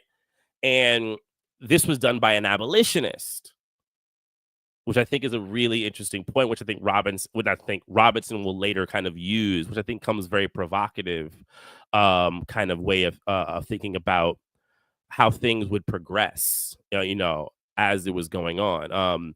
But yeah, I mean, what else did I write? I wrote something else here. Invented black dialects, distorted faces, but the word is invented, right? I mean, anybody probably is watching this knows that that's invented, but I think we have to make the point though that they were invented. They weren't even coming from. There's a lot of times where people will assume, well, maybe the slaves did talk like that and we could celebrate it a little bit. Yeah, that's a point I wanted to bring up, because I remember I said this to Jared. I went and saw a play many years ago. The old Crossroads Theater. I don't know if anybody remembers Crossroads Theater. Black theater folk will remember it. And it was a kind of depiction of like slavery and a woman who was very, she was embarrassed by slavery, and she wanted to she took on trial slave imagery, right? And the plays, as I remember it, the play's way of dealing with slave imagery was to say, oh, no, yeah, it was like that, but you should be proud of it because they every now and then fought back against their masters, right? And we'll get to Mammy is a big figure in it, and we'll get to Mammy in a moment. I don't want to jump there yet. We'll get to Mammy in a moment. But in the play, they make Mammy into a revolutionary, right? and she has like African garb on, like when she takes off like the mammy thing, and there's like a kind of like African revolutionary thing, and like they go into this big dance of celebration. And I remember I was like 20 when I saw it, and I was like, okay, I mean, I feel something, but something was off to me about it. And when I read this text about how all these things are invented, they're actually invented histories and invented historiography of Black people, I have to pose the question, if we're building political houses on faulty grounds, is that going to hold up? Right. And I think it's an important point, and we'll get to it more also with Stowe.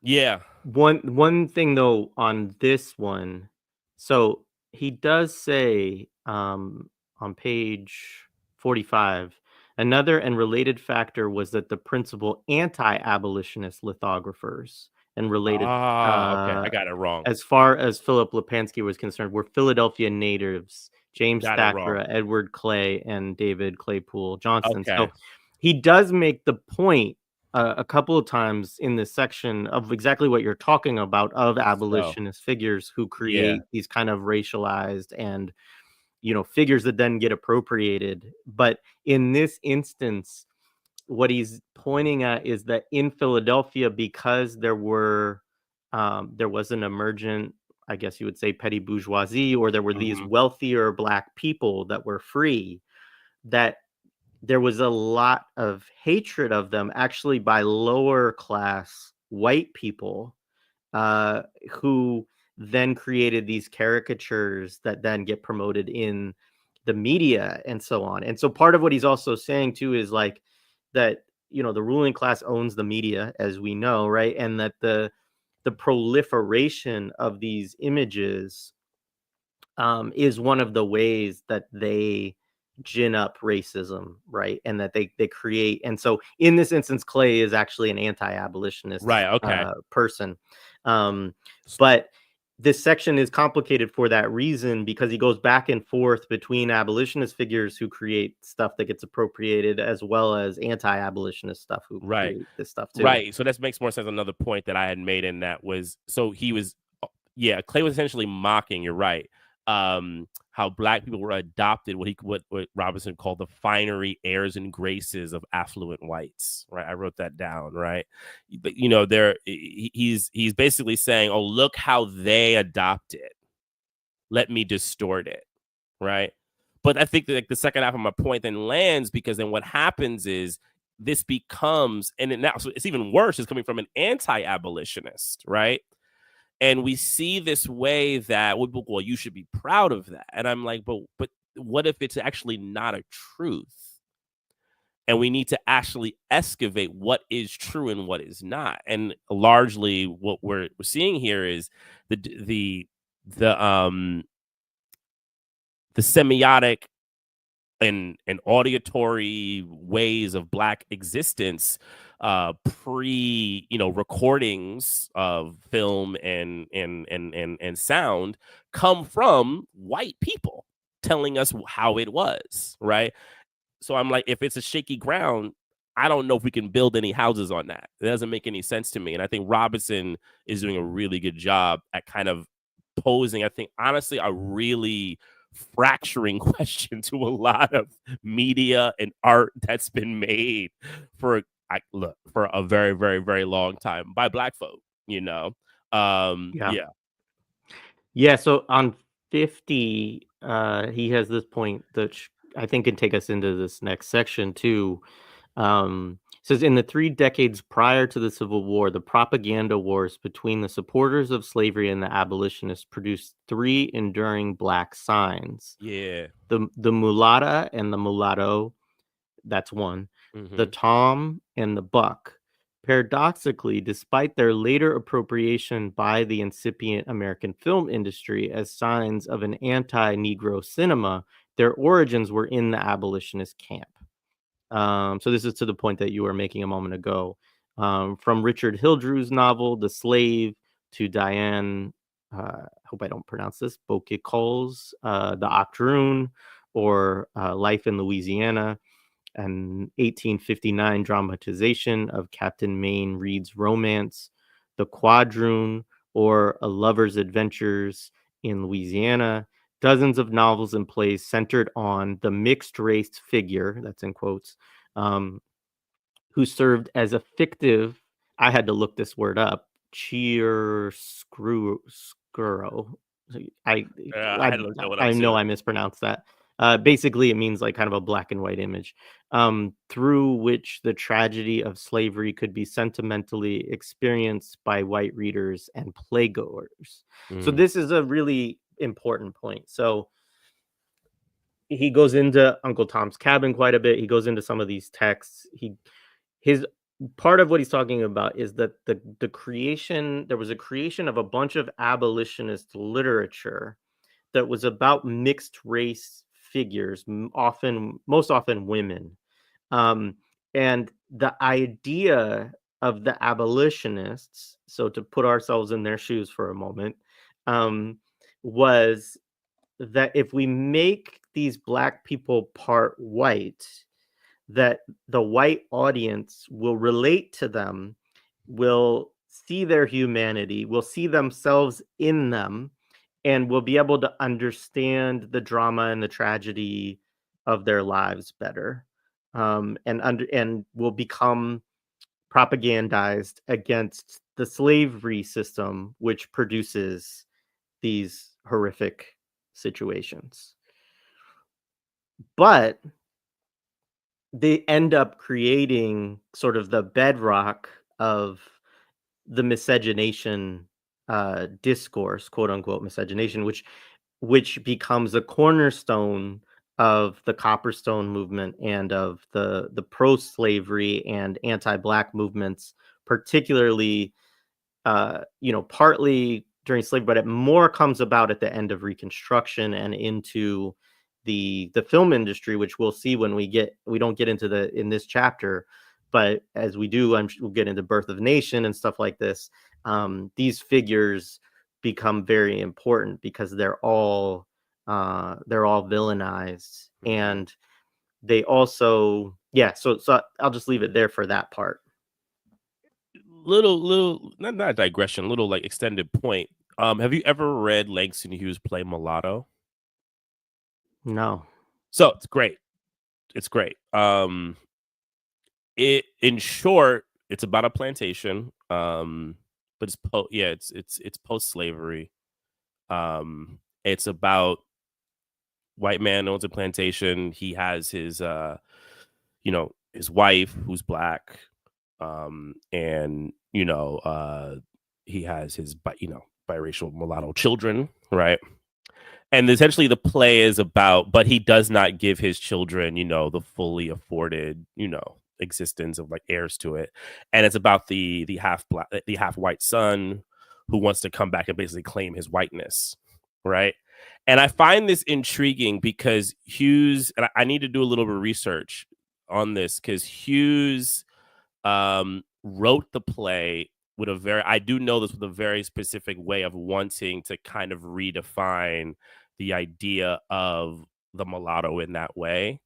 Because the play is definitely a condemnation of if claiming your whiteness essentially is claiming to wanting to be like a slave owner, right?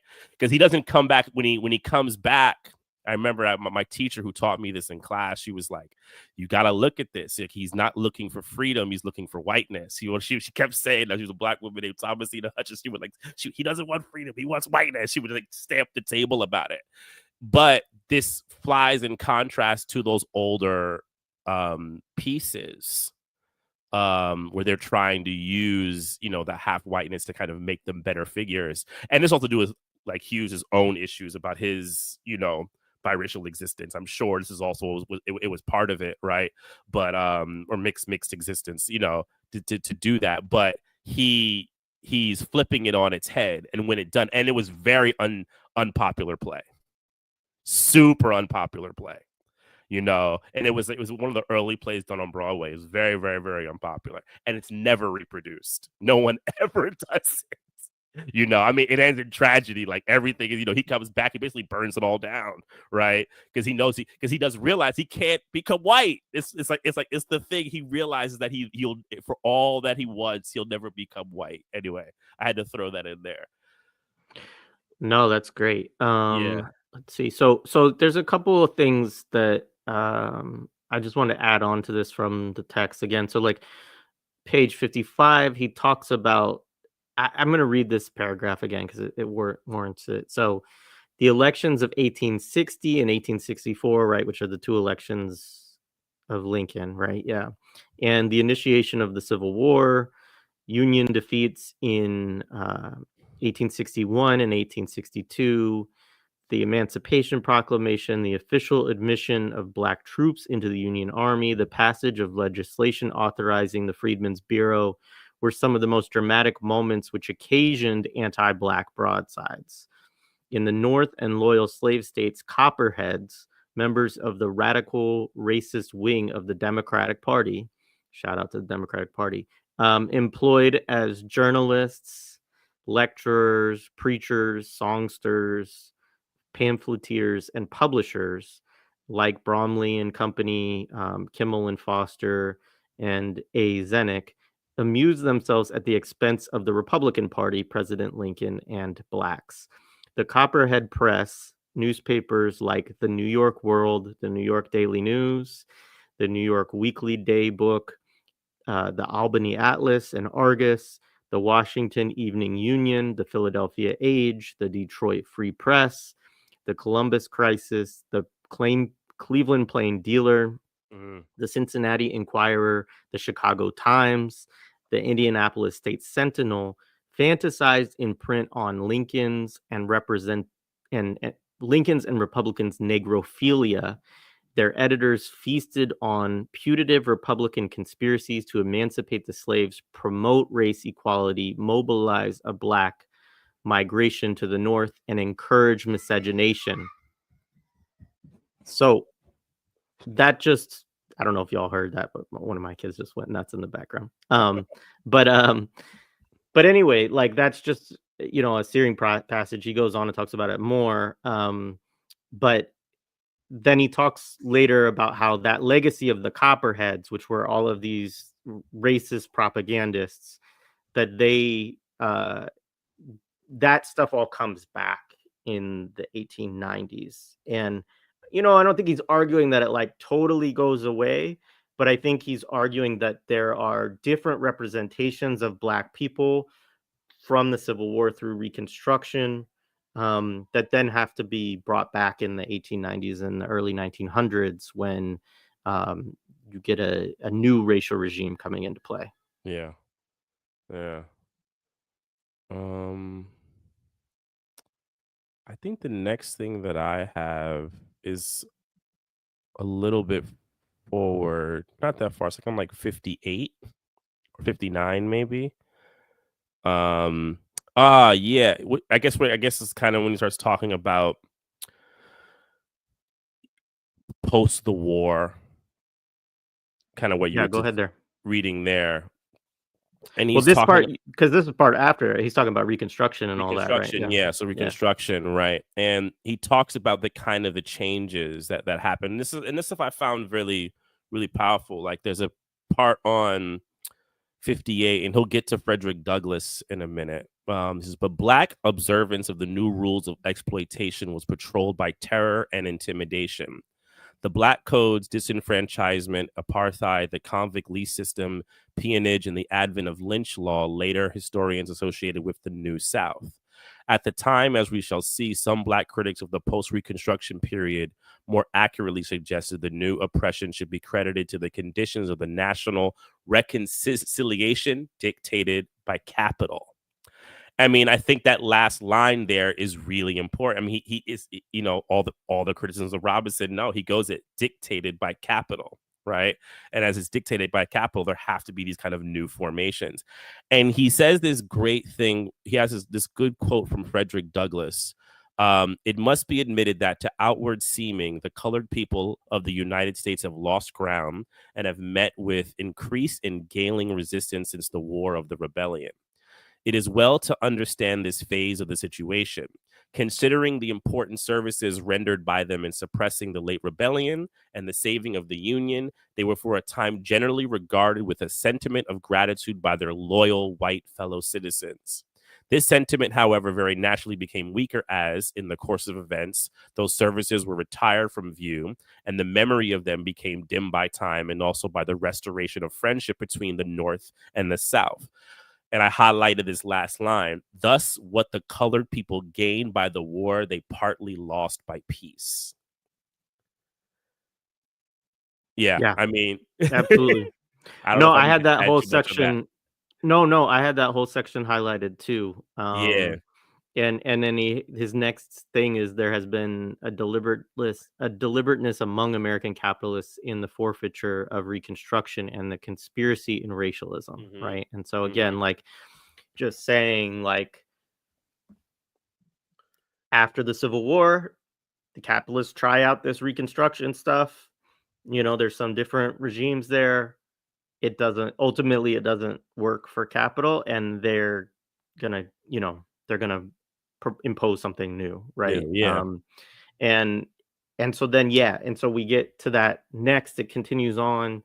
Um, you know, there's a part where he talks at the end of 59 about the mulatta being appropriated from her origins as an abolitionist figure and transposed into the Jezebel, Isabel. Yeah. right?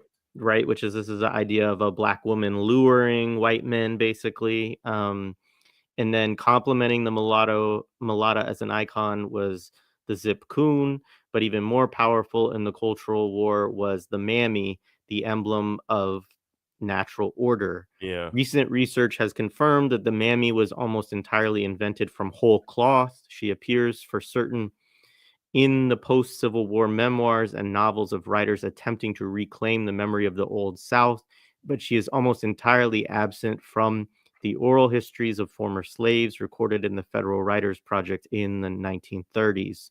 Jesse W. Parkhurst first exposed the fictional sources and equally fictive characteristics attributed to the mammy in her 1938 article, The Role of the Black Mammy in the Plantation Mm. Households. Then she talks about Catherine Clinton's work 50 years later.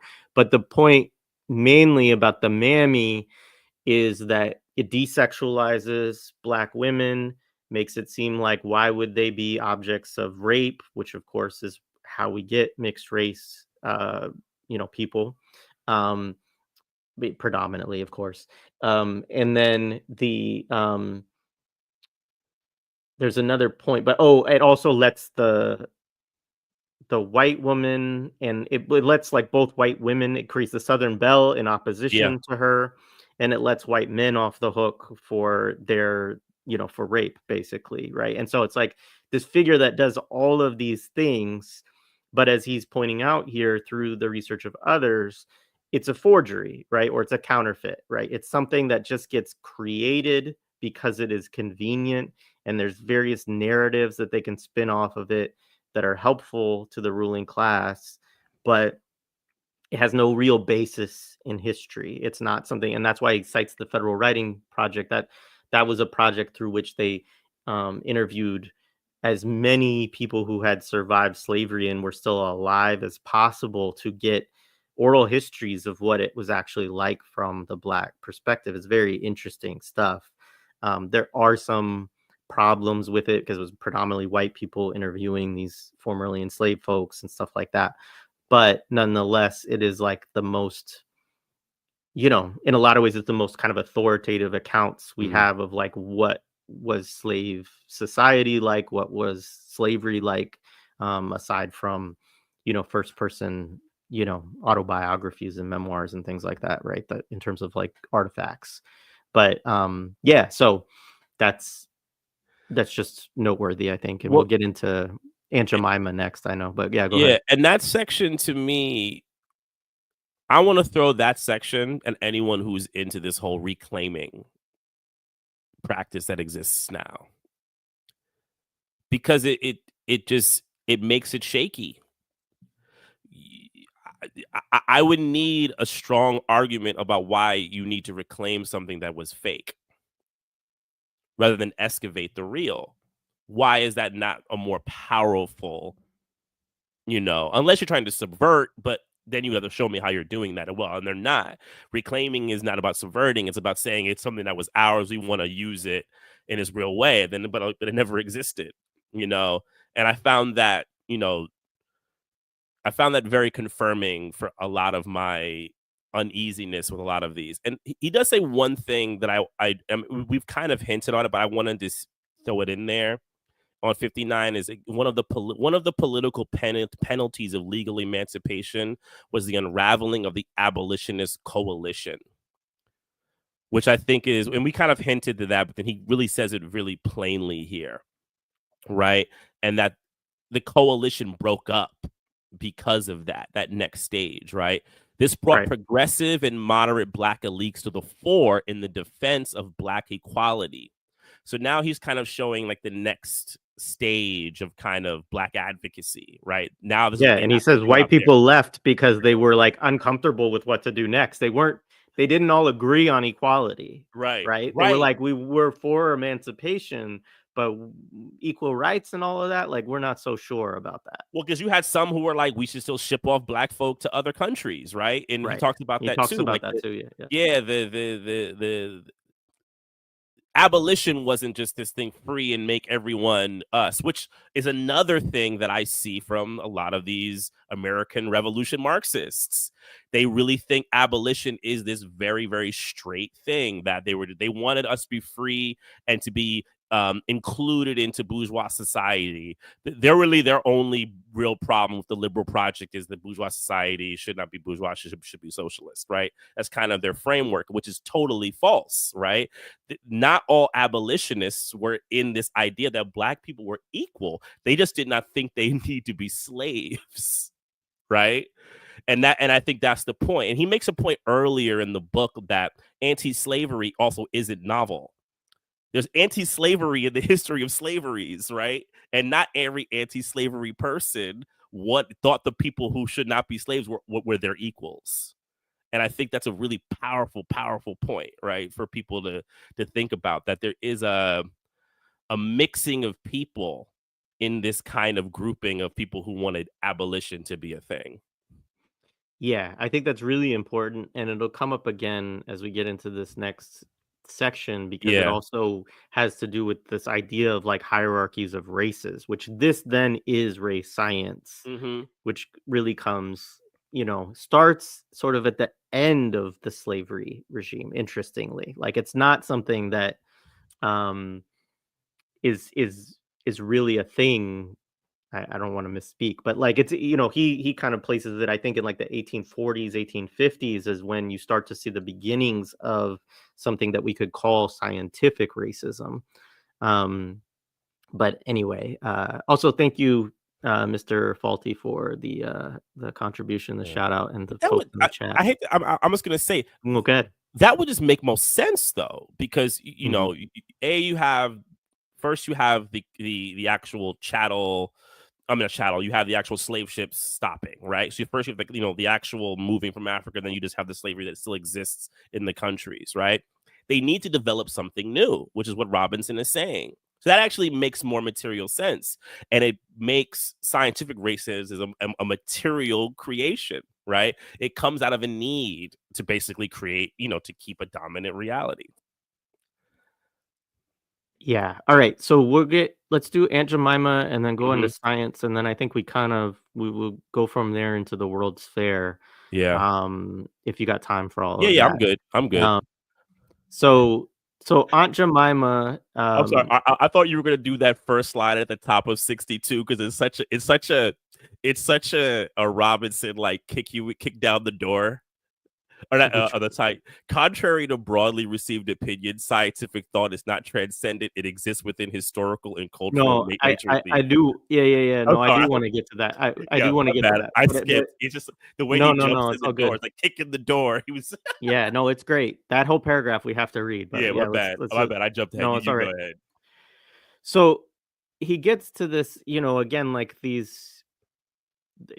he's talking in this section about these different. He kind of wants to trace like where the origin points, like the mulatta. Okay, that comes from the abolition movement, as does the tom and the buck, as does this.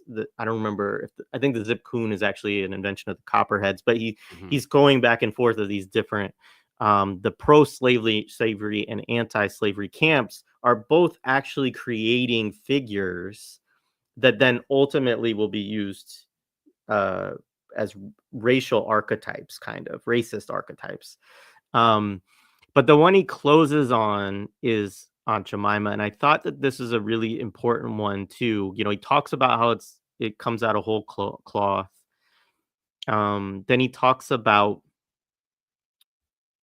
which becomes important later on, but she starts to really get promoted at the Chicago World's Columbian Exposition of 1893. And he does this whole thing, which we'll get to in a little bit, on World's Fairs and these large, like regional or international expositions, which, like, I always was familiar with these things, but like the sheer numbers of Yeah. people who attend them. I mean, by the time he gets to the Chicago one, which I think is 1903, Mhm. he talks about 27 million people coming to it. Um, and so this is before film. This is, and he talks about museums leading up to this. So we'll get to this. Mhm. This is like where he starts to pull in the race scientists alongside these tropes and alongside these big um promotional projects, basically, which he also talks about how like Disneyland is still a memorialization of this kind of culture. Um but So I'm just going to read this paragraph. So it was, of course, Aunt Jemima who would have the greatest import for Black representation in the American public sphere of the 19th and 20th centuries, originating sometime around 1875 in the lyrics and music of Billy Kersands, a Black minstrel, acrobat, and composer. Jemima would be transferred from Black minstrelsy. Um, Oh, black minstrelsy to blackface minstrelsy, and eventually to the mass production of national brands and food processing. Quaker Oats, National Biscuit Company, Procter and Gamble. Retail packaging, household consumption, and mass advertising. As the trade name for a pre-mixed pancake preparation, and for a time the brand name of the milling company, Jemima's extraordinary success as a promotional icon in mass consumption became the forerunner for the commercial exploitation of Black imagery. Cream of Wheat's Uncle Rastus, Uncle Remus maple syrup, Uncle Ben's rice, which we still have, of course, Gold Dust washing powders, twin pickaninnies, and hundreds of other anti and postbellum Black images adorned cans, boxes, bags, and newspaper advertisements for products as diverse as shoe polish, toothpaste, fruits, tobacco, ice creams, and services. Black servitude or slave labor became the signifiers of class comfort and race privilege. As we will make clear below when discussing the popularization of race science, it was of singular significance that the actual launching of Aunt Jemima and the Gold Dust Twins occurred at the Chicago World's Columbian Exposition of 1893. For the fair, the pancake mix promoters had hired Nancy Green, a slave-born Kentuckian, to impersonate Aunt Jemima. Anyways, I'm not going to keep reading on it, but basically he goes on and talk about she sang songs and all that. She had a biography, which then promoted this and all of these things. And this is kind of like, the culmination of taking a figure out of Black minstrelsy, essentially, and creating this again. It's a manufactured archetype, and then it promotes these products, but it also is the mass dissemination of this racist image Yeah. on a humongous scale, right? Yeah. And I just thought that was a great section by Robinson, again, because he's just like so meticulously laying out, because we all might think from today, like, oh yeah, Aunt Jemima, I remember the syrup, but it's like so much bigger than that in terms of what this was as a kind of advertising and mass product and all of this stuff. So yeah, I don't know if you had any other stuff you wanted to Yeah, add I on mean, that. yeah, that section was powerful. But my brain also immediately, as a filmmaker and who thinks about that period of the 1890s or the early 1900s, you're in the kind of seeds of the inventions race. And I use, right, maybe double, there. And one of the things that I tell my students around film is you always have to remember that film was invented by us people of a certain class position. So there is a material reality to how recording the image was thought of, because these are very rich people. These are also very nationalist people, and Western for their Western, nations, greatness. And so you have something like Aunt Jemima, and this idea that they would use this is part of our glory, right? This Black woman, who can serve us, is part of American glory, and that's what America would present at a World's Fair. Is very fascinating, and it says a ton, right? But there's also a thing with the broader invention race that was happening globally, or really within the Western powers, and how they were presenting things that I find really interesting with film and sound and all these things that are being developed. Yeah, right on. And I Yeah. know that he'll get into, I'm sure as we go through this, he'll Yeah. get into like actual film. It'll be really I'm sure interesting to see too, where he goes with all that. that's kind of where I'm like, I think Robinson's gonna hit this, and I can kind of smell it, and it actually has me very excited. Do you want to read this section on the Yeah, best I'll read. science money can buy? Yeah, I'll read. So this part is great. Contrary to the broadly received opinion, scientific thought is not transcendent. It exists within historical and cultural matrices. On this score, science is consistent with all other arenas of knowledge. The historical and cultural embeddedness of science is implicitly consented to when we refer to distinctive, discursive, scientific practices as medieval science or modern science, Chinese science, Islamic science, or Western science, and the like. These signifiers amount to admissions that the most powerful economic, political, and cultural impulses of a social structure impose themselves as codes and desires of the conduct, organization, and imagination of scientists. In his book, The Structure of Scientific Revolutions, 1962, Thomas Kuhn exposed the intricacies of the socio-cultural process from his interrogation of Renaissance astronomy. Kuhn made the case that normal science functions as a belief system, resisting conjecture and refutation, Karl Popper's phrase, so as to preserve tolerable ideas.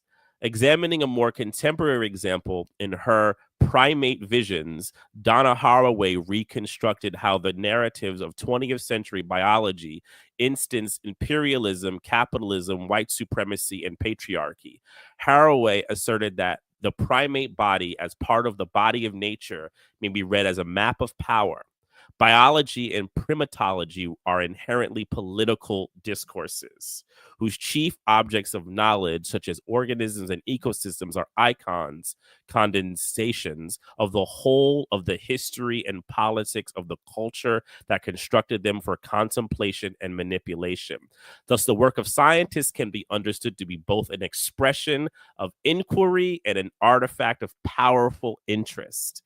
As such, the emergence of modern race science beginning in the 18th century was neither anomalous nor peculiar.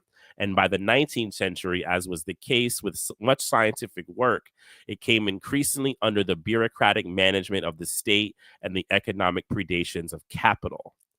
By the middle of the century, the often eccentric academic and medical dabblers in race science, modernism's counterparts to medieval alchemists, had been appropriated into a race science omnibus. I mean, that last part is He's great. Modern Yeah. counterparts to medieval alchemists. Yeah, and this is, I think I heard Fred Moten make this point once, and you can hear it when he's talking about, I'm sure this is from that discussion of those Renaissance scientists of like, was it Ptolemaic? I'm gonna get astronomy wrong, but like, Mhm. there was a period at which, right, that they thought everything revolved around the Earth. Earth, right.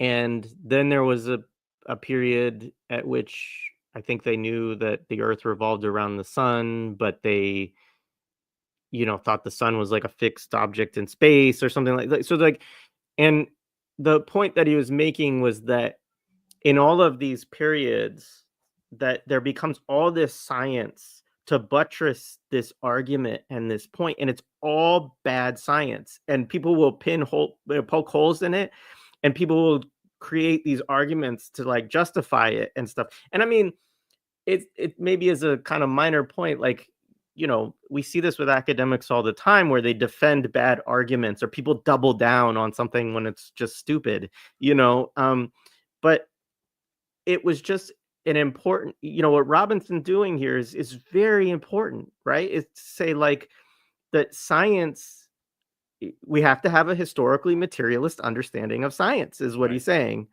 Now, in typical Robinson fashion, he wants to bring in social forces and culture and like make sure those are a part of what we're talking about, not just strictly the productive forces or whatever.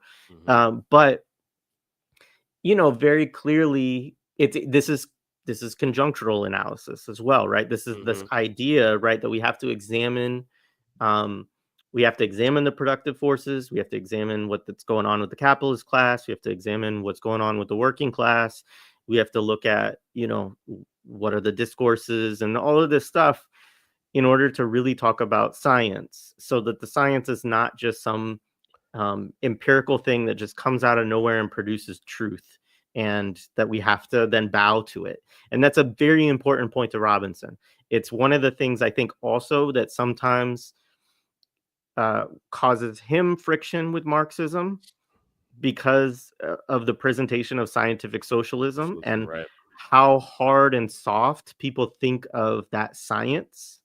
Um, and I think Robinson probably, because he liked Cabral a lot and other, like, I think he probably wants something that is a little bit softer, a little bit more like a social science than he goes hard on anthropology, really, which he actually studies anthropology himself because it's the discipline that allows him to study Black people. That's part of how he starts to Mm. study anthropology. Robinson, he starts, I think, in political science and then goes to anthropology, if I'm correct. Mm. But I know he was interdisciplinary for sure.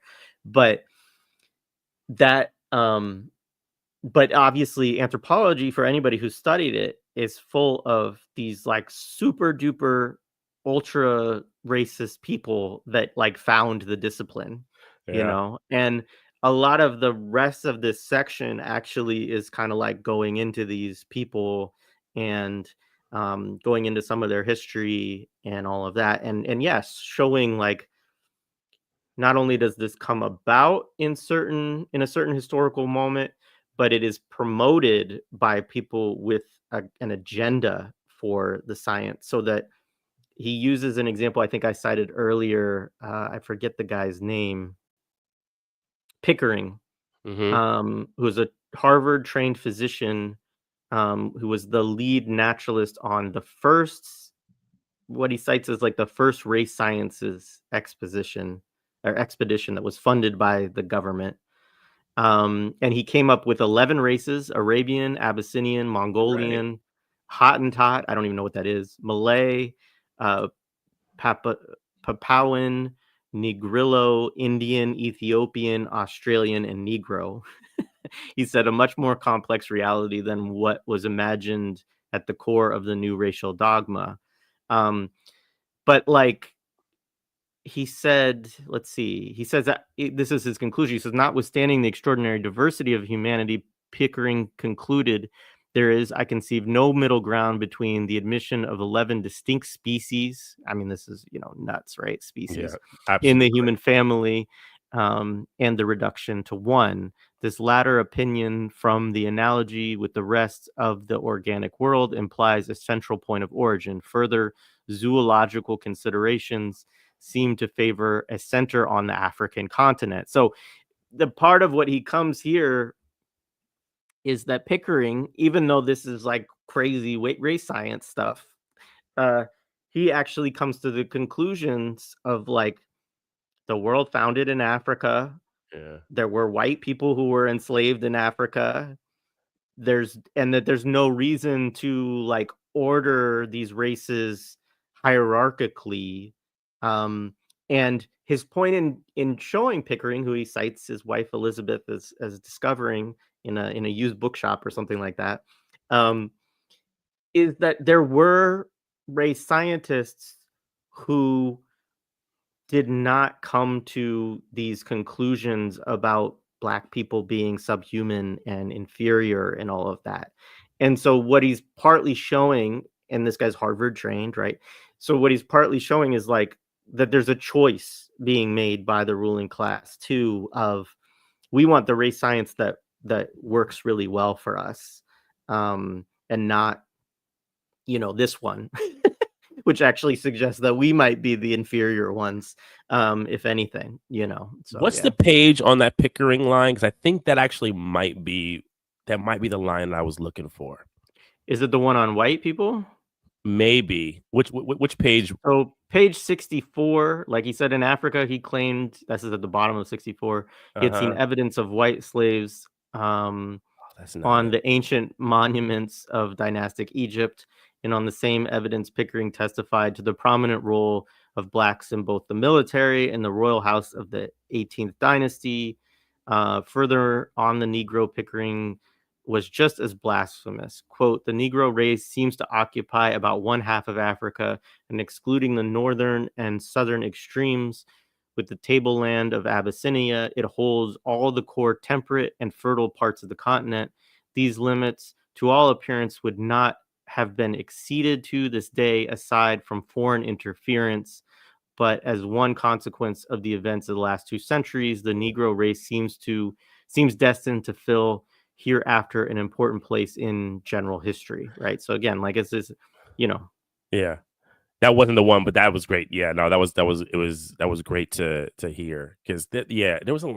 I'll find it probably after we're done here, and I'm gonna be really mad at myself that I didn't highlight it. But yeah, I mean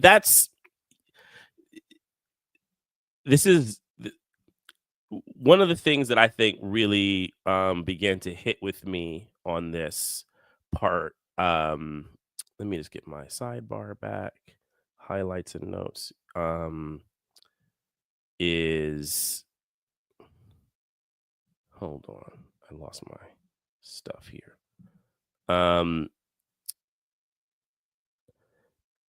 How he talks about how race science becomes this collaborator. And I think that's a great word, right? And the infrastructure, right, of it becomes a collaborator. But also, before actually I move to that, one more quick quote. He says, Pickering was a credible and worthy opponent of the racialists, but he could hardly match their extraordinary resources. Right? Again, like he's like, this is not funded. He also notes that it came about at the height of the abolition movement too, and so he's like, it kind of was drowned out probably by different abolitionist arguments than this race science abolitionist argument. But yeah, it's around the kind of hard and soft sciences of Marxism. But it's interesting because there's a way. I mean, this is my interpretation, and I don't claim to be, a foremost expert on Marxism or anything like that. But there is, to not acknowledge that science comes out of a historical process would, to me, to be fundamentally not Marxist. I agreed. I don't think any Marxist would disagree with that. Yeah. Right. A good one, at least. Yeah. It's a good one. Exactly. It's like a good one. And I find when these arguments happen, they're canceling out their own analytical tools, or the analytical tools they say they live by, right? Or using them only when convenient, right? Yeah, that's kind of my only kind of point. So when I read this, I don't feel much conflict reading this with that kind of analysis at all. But Oh, back, no, I don't either. yeah, Um, but back to the like, other the oh, go ahead. go. Yeah, back to the infrastructure. I mean, this is line. I might be jumping ahead. I don't know if you're at 70 or if you have something It's before okay, that. yeah, I mean, the only thing I would say before 70 is he does cite some of these other earlier like, there's this thing called the Sanitary Commission that happens during the Civil War, where Yeah, insurance companies are paying for examinations of all these people, and this produces this race science and stuff, so he does talk a little bit, goes through some of the history, and we're not gonna get into all of it, but of the way that the state I mean, part of what I think he's showing is that the state and capital are the primary sources of funding for race science, and yeah. specifically the ones that come to racist conclusions. And that insurance, when they're funding this research, obviously has like a certain, I think they don't want to insure the black people, so there's like all of this kind of stuff um that's going on. Yeah. And but it's sort of like, again, showing origins of stuff that gets later mobilized more strongly when he gets to the World's Fair stuff. So this paragraph right here connects directly, right? So the new and formidable infrastructure of race science became a collaborator with the nationalist movement for public instruction, which achieved its maturity in postbellum America. Just as in the late 16th century, Shakespeare and his fellow playwrights had driven forward a nationalist agenda with their history plays. So I'll button that for a second. So basically, yeah, now you're seeing also really, I think, why he was interested in Shakespeare, right? Why he was really interested in it. And it's, great writing to kind of weave that back to the text. From the second half of the 19th century, the race science establishment became a critical contributor to the deliberate construction of an American public sphere. And frequently, the agents of the two missions, race and patriotism, were identical. For instance, Frederick Law Olmsted, the father of Central Park, had been the Secretary General of the Sanitary Commission. And during the year between its formal founding and its undertaking its race study, the commission had focused on the organization of the anti-secessionist Union League Club in New York. The commissioners were almost exclusively from New York. And as part of its effort to oppose the strong secessionist sentiment among New York's most influential trade, banking, and political strata, the Union League Club had funded and sponsored the recruitment of New York's 20th Regiment of Colored Volunteers. After the war, Alessandra Lorini reports Olmsted went back to his profession of landscape architecture and overtook extensive projects including Prospect Park in Brooklyn, Riverside and Morningside Parks in Manhattan, the grounds surrounding the Capitol in D.C., the layout of Boston extensive system of parks and subways, and in California, the campus of Stanford, right? And then it goes on in the 1890s. Olmsted was the leading designer of the fairgrounds for the World's Columbian Exposition in Chicago, right? Yeah. And existed in the And selection of the yeah. well, I didn't mean to cut you off, but just to No, tie that point back for folks who don't know, the Sanitary Commission was that thing that happened during the Civil War where they did these like exams, physical exams, measuring, I can't remember everything, but I think they're measuring body parts and probably yeah, head sizes, all this kind of stuff, like, which is sort of the typical race science, stuff. I think, that there's something along the line of somebody gets quoted at some point. It says like, if black people had too many ideas that their brain would explode or something like mm-hmm. that, and so um, really, really wild stuff. And yeah, so he ties it. I just wanted to connect that for folks of Yeah, this for figure sure. who sweeps through all of that. Yeah. So And then gets into these World's Fairs, which I know we'll talk about next. But yeah, yeah. and just to get that, I mean, but I mean, I don't want to digress into that. One of the interesting things that I saw, I went and saw a soundtrack to a coup d'etat, which I wasn't really a big fan of, but and another time I'll talk about that. But There is an instance in the film where they talk about all the CIA heads who are heads of museums, right? And all the who are like on boards or CIA, like, affiliated people or government affiliated people, and just to show that these people who are creating all of these structures that we have within society, how they were intertwined in these kinds of political realms, right? Social, and civil society creating realms, and science. And they were just this, they were like, it was this big group of folks who are all kind of within it, they and it's I think it's important to kind of note these types of things. Yeah, 100%. So he goes from here kind of into, as I mentioned earlier, like basically World's Fairs. Like Mm-hmm. some of them are not officially the World's Fair, I think, but like they're these huge multinational expositions that are hosted in the United States. And these are places where, again, you get Aunt Jemima coming or Nancy Green coming and performing Aunt Jemima. Um, you get he there's just to give a couple of examples. Like there's a Philadelphia one. He says in Philadelphia, the Indian display in the 19th century, Native American referred to Europeans born in the United States. He puts that just as parenthetical, organized by the Smithsonian, right, which brings us back to our guy at the beginning, Beginning, yeah. produce an effect which Robert Rydell characterizes as that of unassimilable savages. Um, and he talks about how one of them took place in 1897, and so there's this big anti uh, Native American exhibit there, and he says that this is connected to, and it's not just he says this, he cites scholarship or whatever, but um, it's connected to, what was it? Not Little Bighorn. What's the name of the Wounded Knee, right? Mm-hmm. Yeah, and so the defeat of Custer, right?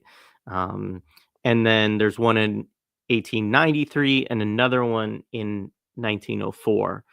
Part of what he's showing in this period, the 1876 one is the centennial, right? So it's the 100th anniversary of the American Revolution.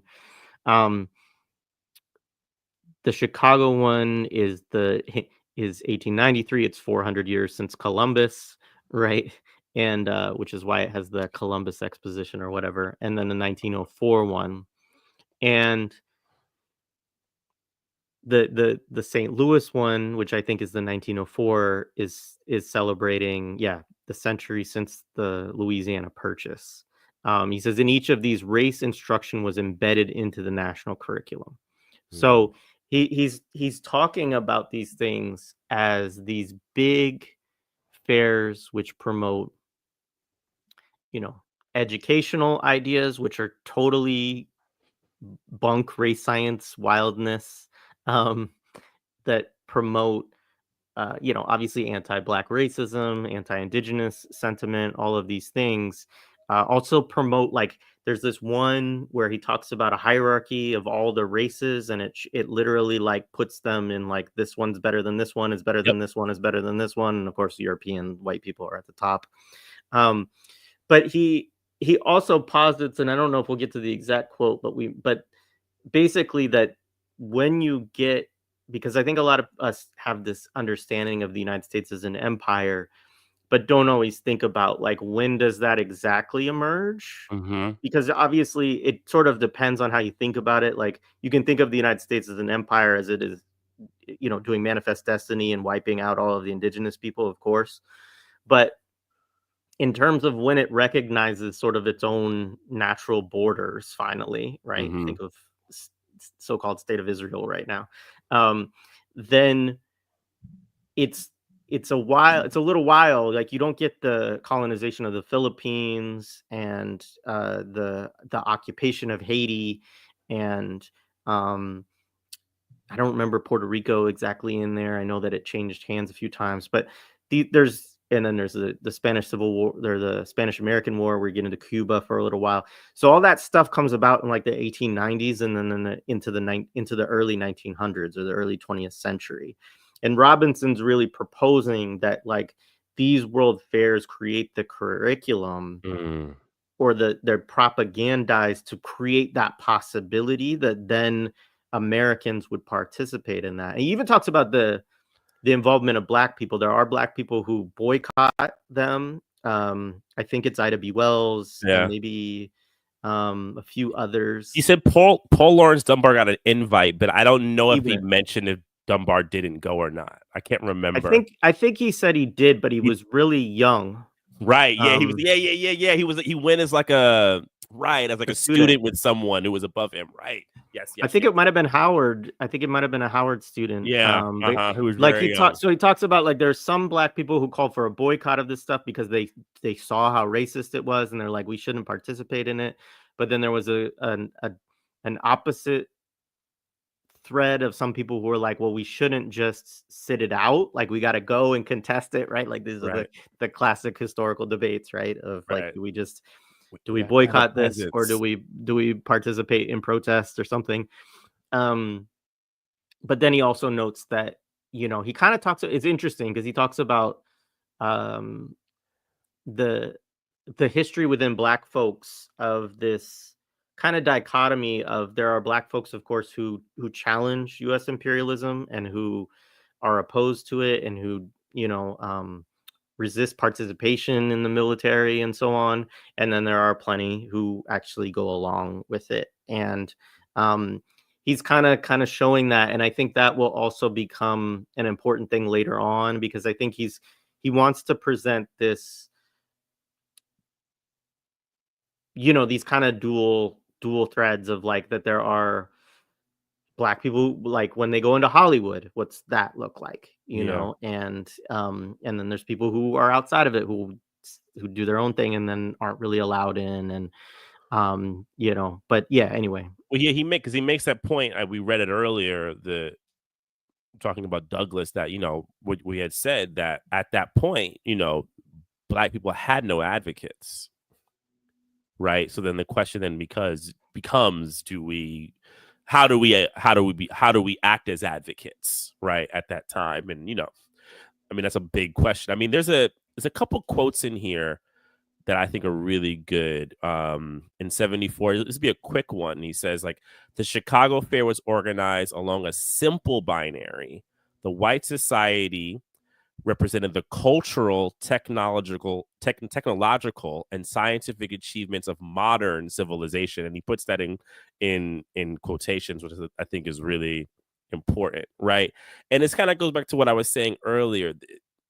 There is something that we have to acknowledge of the technological achievements of society, and that they match also the racialized science that was developed, right? And, you know, cultural, I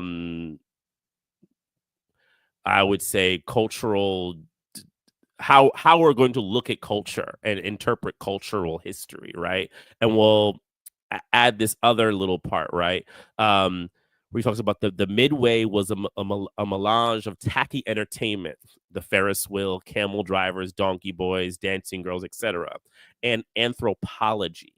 So that's, first of all, I'll keep going, but the fact that, you know, they had this tacky entertainment, but also an anthropological, but that is also, you know, the birth of a lot of circuses and things like this, things that we've seen, right?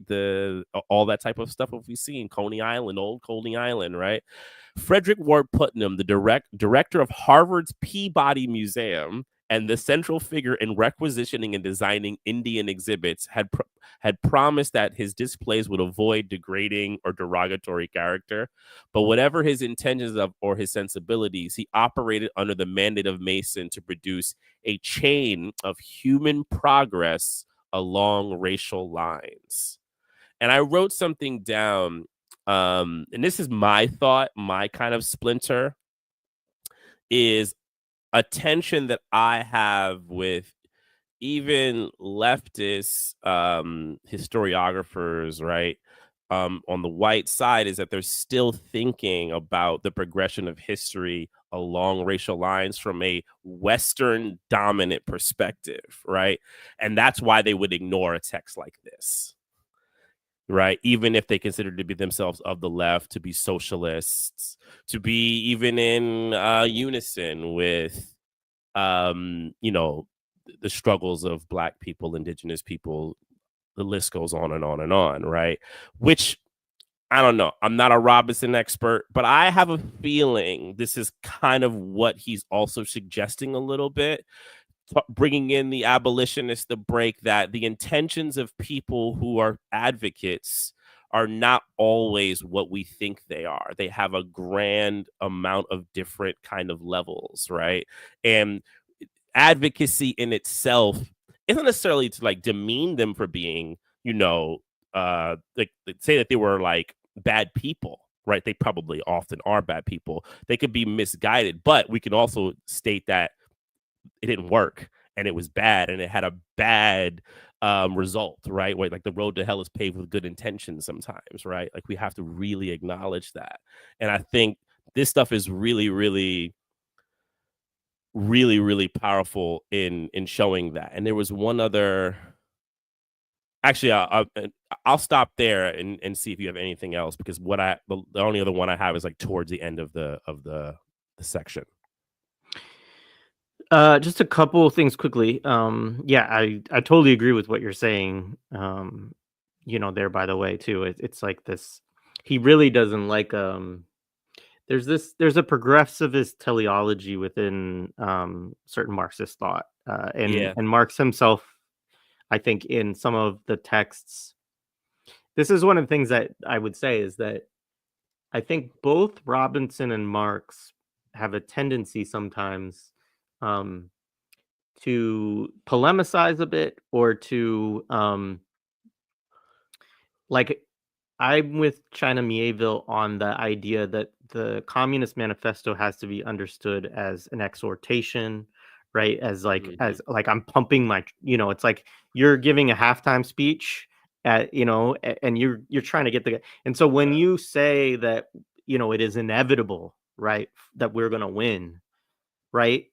Like, you want people to really believe that they can do it. It doesn't mean that you sit back on your butt and you wait for the objective forces of the world to bring about the revolution, right? Yeah. Like, and I think that's like, there are certain Marxists that fall into that camp of like, well, we actually don't do that much. Like it's about, you know, so they put agency and uh, what needs to be done really off onto other people or things Yeah. outside of their control, right? And I think what Robinson wants to say is like, no, social forces are extremely important, and I actually think Marx definitely thought that too, but you have to read more of his stuff. And I'm not saying Robinson hadn't, but some Marxists fall into this kind of inevitable progressive teleology and this idea again, that it is connected to the Western Enlightenment. And Mhm. that is one of the things that Robinson, again, like here, is trying to undermine aspects of, and does a Mhm. lot in Black Marxism as well, and then people like Sylvia Winter and so on, right? Is to show that, like, and we just did a great conversation with Andrew Crinks where he talked about like all these religious ideas that are really messed up that are embedded into certain Enlightenment philosophers and stuff like that, which is really interesting. But it makes sense too because of what you said earlier of like people are always pulling from the materials that they have around them as they're thinking about the world or putting forward ideas. It's the same thing Robinson's making about science, right? So if you're in a society where it's all backwards and you're making a leap forward, that leap forward is still going to have embedded within it certain backwards ideas that are in it. And I think that's a lot of what a lot of what Robinson is critiquing within Yeah. Marx too, is Yeah. just certain things that he sees as holdovers from bad antecedents of Marx. Um, Yeah. and then similar to people today, right? Of people who still want to hold on dogmatically to like this period of Marx or Stalin or whatever, but aren't willing to get in the muck and like critique and really look at things critically. Yeah. Yeah.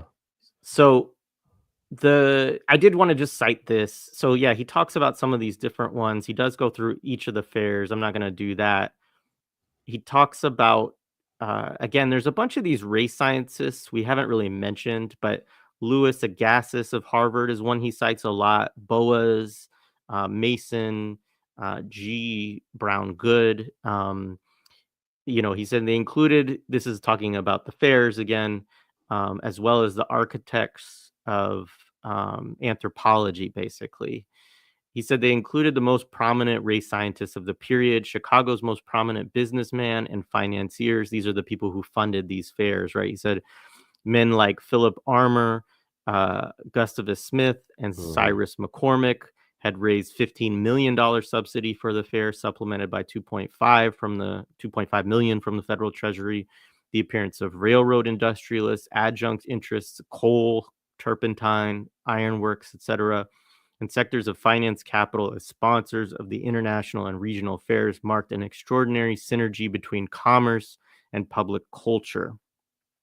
This convergence was neither new nor circumstantial. As major consumers of the cheapest labor available, these were the interests which had seized control of the postbellum Southern economy by liaisons with the white supremacist redeemers who defeated the radical reconstruction of the post-war years. He goes back and forth on this, but the point that he's making there that I just think is important um, is looking at these again, like the conjuncture and the forces that are coming together. So you get the race scientists, you get these big industrialists from the north, you get the racists, white supremacists, like Ku Klux Klan style folks from the south, and you kind of bring this all together to put on these fairs to promote the public culture that, and this again, we have to remember this is before TV. This is probably at this point like before any like really significant radio programming. I mean, maybe there's some, like, I don't know the maybe you know more They about were that, big but promote radio. No, not yet, but they were big promoted deals. They were yeah, known. There's a movie there's a movie of that period about someone trying to go to the World's Fair. It's a thing, but it's a thing of like the society's progressing, right? yeah, And then yeah, no, they are big deals and they are known and whatever. yeah, Even if it happened, the World's Fair happened here, it becomes this yeah. kind of mythical thing. Yeah. So I just wanted to cite this too. It says along this was at one of the fairs. I can't, let's see, does it say which one? It says the Midway. He also talks about all these newspapers that were involved again. The Chicago Fair. Okay, so this was a Chicago Fair. You talked about the binary, but I just wanted to pull this quote too. He said, along the Midway plaisance was displayed a sliding scale of humanity, as one observer put. Arranged, it appeared by color. The living exhibits consisted of villages of Germans, Hungarians, Chinese, Japanese, Bedouins, Egyptians, American Indians, Dakota Sioux, Apache, Navajos, etc., South Sea Islanders, and Javanese. And at the site furthest from the White City were the 69 Dahomians, which Dahomey is part of a region of Africa, in all their barbaric ugliness, blacker than buried midnight, and as degraded as the animals which prowl the jungles of their dark land. That's a quote. It says, as described in Frank Leslie's Popular Monthly in 1893. So I just wanted to show that too, just to say like how stark it is when he talks about this kind of like hierarchy of the races. Um, the reason why the colored American is not in the World's Columbian Exposition was a pamphlet that was published by Frederick Douglass, Ida B. Wells, and I believe because he cites later Barnett, which is Ida B. Wells's husband. I don't know if they were married at that point, but um, so there's that. I just wanted to touch on. Mhm. And then he just goes on to talk about this. He goes on to talk about the anthropology and he said nearly 20 million attended the Louisiana Purchase Exposition.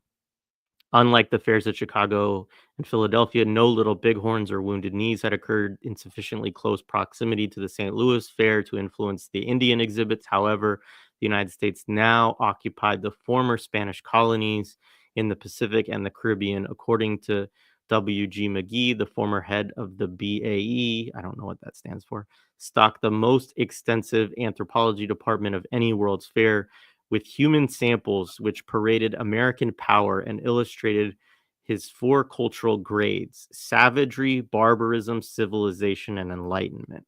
Um, and then he goes on to include how there were uh, pygmies, Patagonian giants from Argentina, Yeah. Aborigines from Japan, and so on, right? So, like, again, like, just really, really hammering home this, these, a new racial regime, I guess you could say, right, of just these very delineated race hierarchies through these just made up, like, human dioramas, basically, of representing different groups from around the Yeah. world. So it's like not a, this is not the, like, bring together all the culture of the world. It's not like A rainbow multiculturalism, coalition, like going in a circle.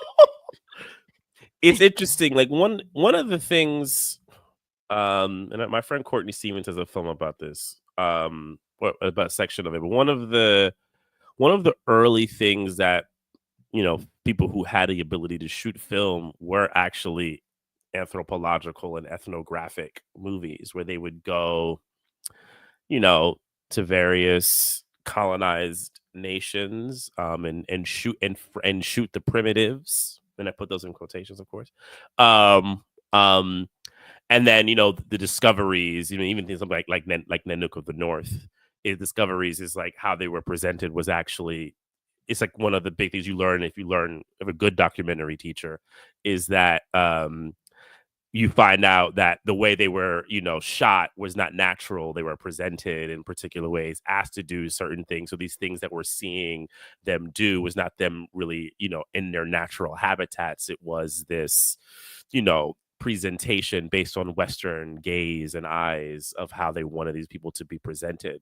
So that it's just jumping into my head, thinking about the World's Fair, the new technology that's being developed, and this kind of presentation of the primitive world that the Westerners wanted to show out for the world. But then it kind of goes back to what Robinson was talking about this race, this national race, of being able to kind of present how great they are. So they would do the technology that they have and all the great all the great non-white people that we have, and look at the fun things that they can do, right? These primitives, and this became the way that civilizations showed their status, right? It's this is kind of what Berger talks about when he talks about image being of status. How do people show status? What they have, their conquests. Yeah. Yeah, Yeah, absolutely. yeah. Do you have more there's a couple There's other little there's one sections at on the very end, but 78. we're almost done, We're folks. We're almost done, wrapping y'all. up. I know. Yeah. We're on 70. I have one on 78. Um, so it's in the middle of a paragraph, and I like that he puts this word Teutonic in quotations, which I think is like him being really like slick, right? So the Teutons, right, which is a derogatory. If you look at the definition, it says often derogatory, a member of people who lived in Jutland in the 4th century BC and fought Romans in France in the 2nd century BC, and then also a German, right? So he says Teutonic school of history and political science dominated the new graduate schools. So before I keep going with the line, I think it's really slick what he's doing here, because he's going back to what he says in the earlier period of this. He's kind of highlighting that, yeah, I could say racist or racialist school of history, but I actually want to go back that this is an old practice of Europeanism, right? So this is actually from an old practice of Europeanism, which I don't think he's wrong at all. I completely agree with it. But and then because I think he also acknowledges enough how much it's changed and it had different uses. So it isn't the same thing. It has different functions. But I'll read the quote fully now. Teutonic school of history and political science dominated the new graduate school. So he's talking about basically this is what school became, fructifying into a new generation of racist academics, and Black disenfranchisement proceeded at a breathtaking pace. As late as 1896, over 130,000 African Americans voted in Louisiana. By 1904, the total was 1,342. Alabama and North Carolina also saw Black voting turnout reduced by over 90% during these years, and reductions exceeded 2/3 in Arkansas, Mississippi, and Tennessee. Emancipated Black labor was now subject to the control of Black codes and prison gangs, and the Black voters who had produced the progressive Reconstruction state governments, which championed free public education, land redistribution, public works projects, state-supported colleges and hospitals, and aid for the indigent, had all but vanished. So, yeah, I mean, that's powerful, but he's just showing what he's saying, the kind of co-agency of academic thought, scholarship, and the state project.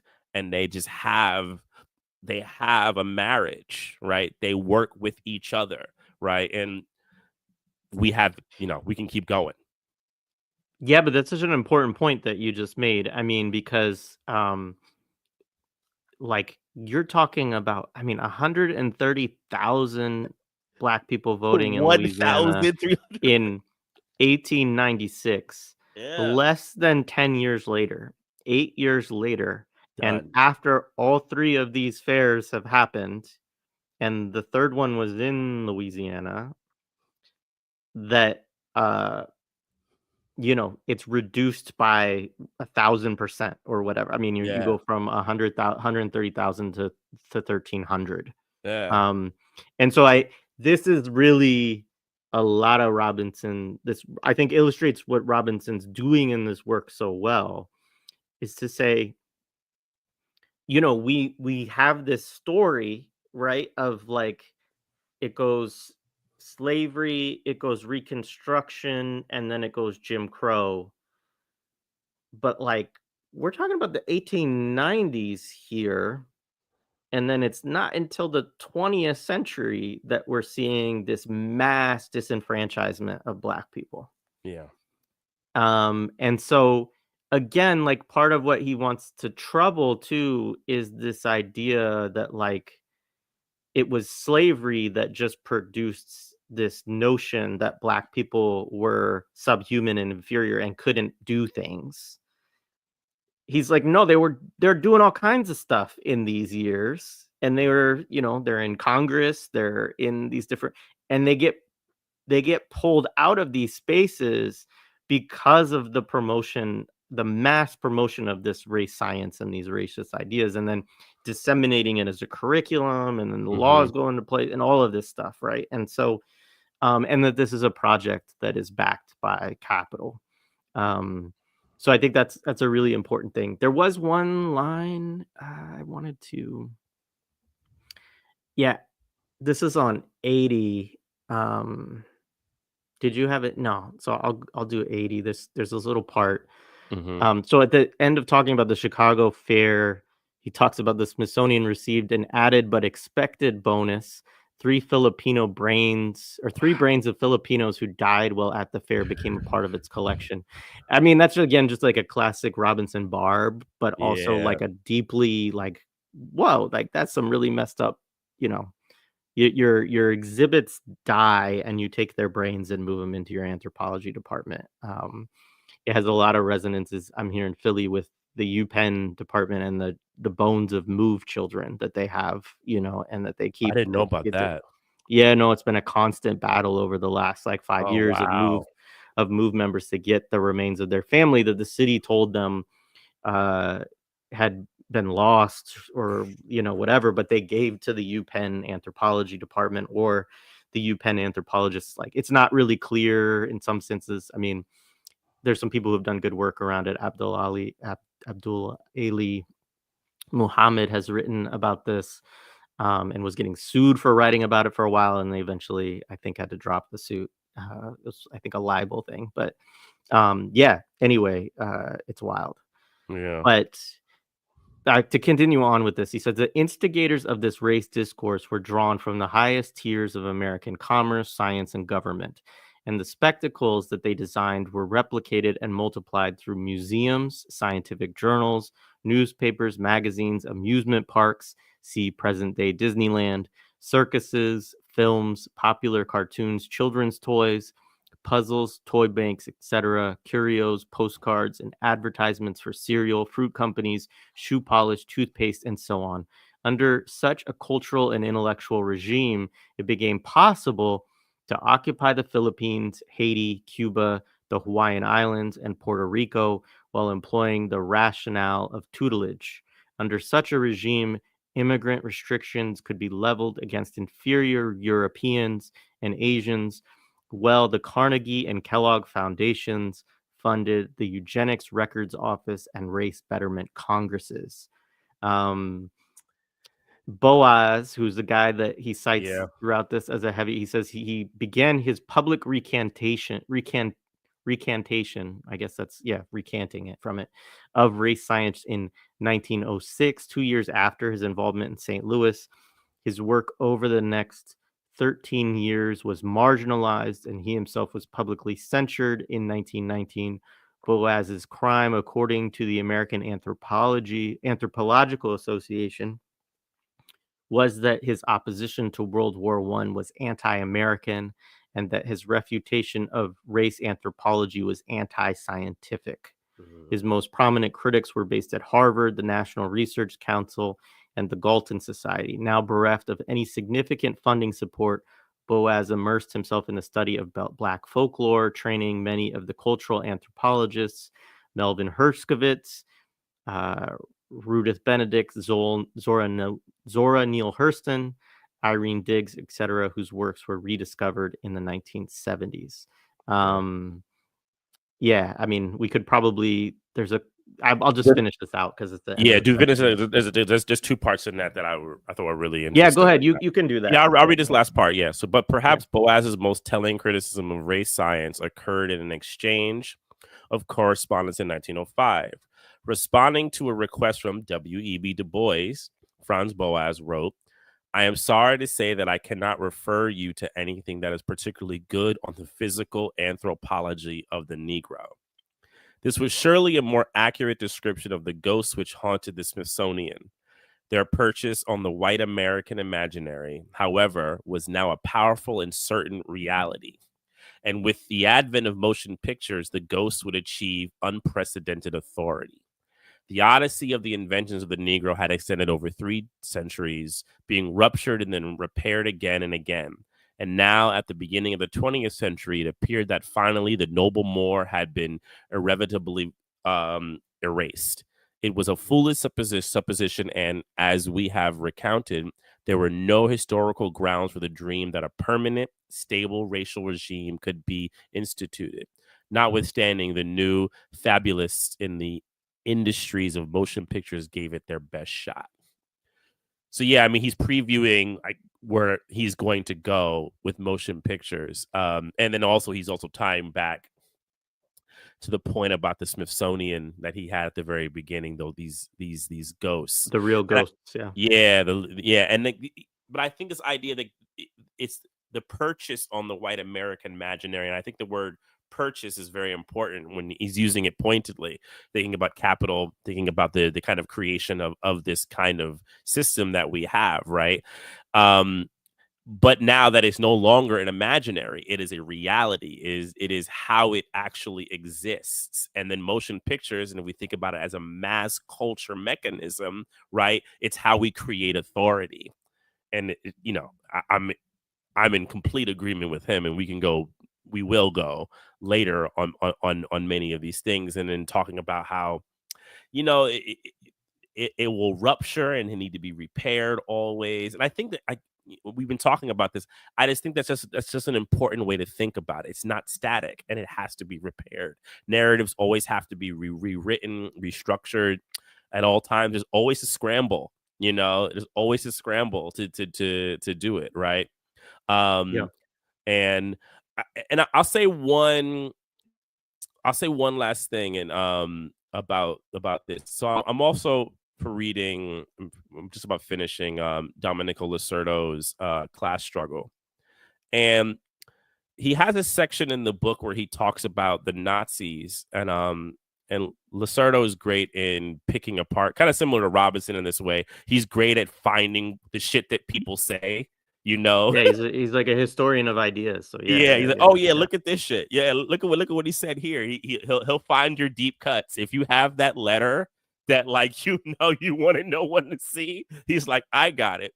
But he has this thing where he talks about the Nazis, and what one of the Nazis' biggest worries was having an actual Marxist revolution, because at the end of the day, Marx was German, right? They do acknowledge that, and so they had various appropriations. But one of the things that the Nazis wanted, would say is, they said we need to deproletarianize the German people, essentially make them into all bourgeois and have the world work for us, right?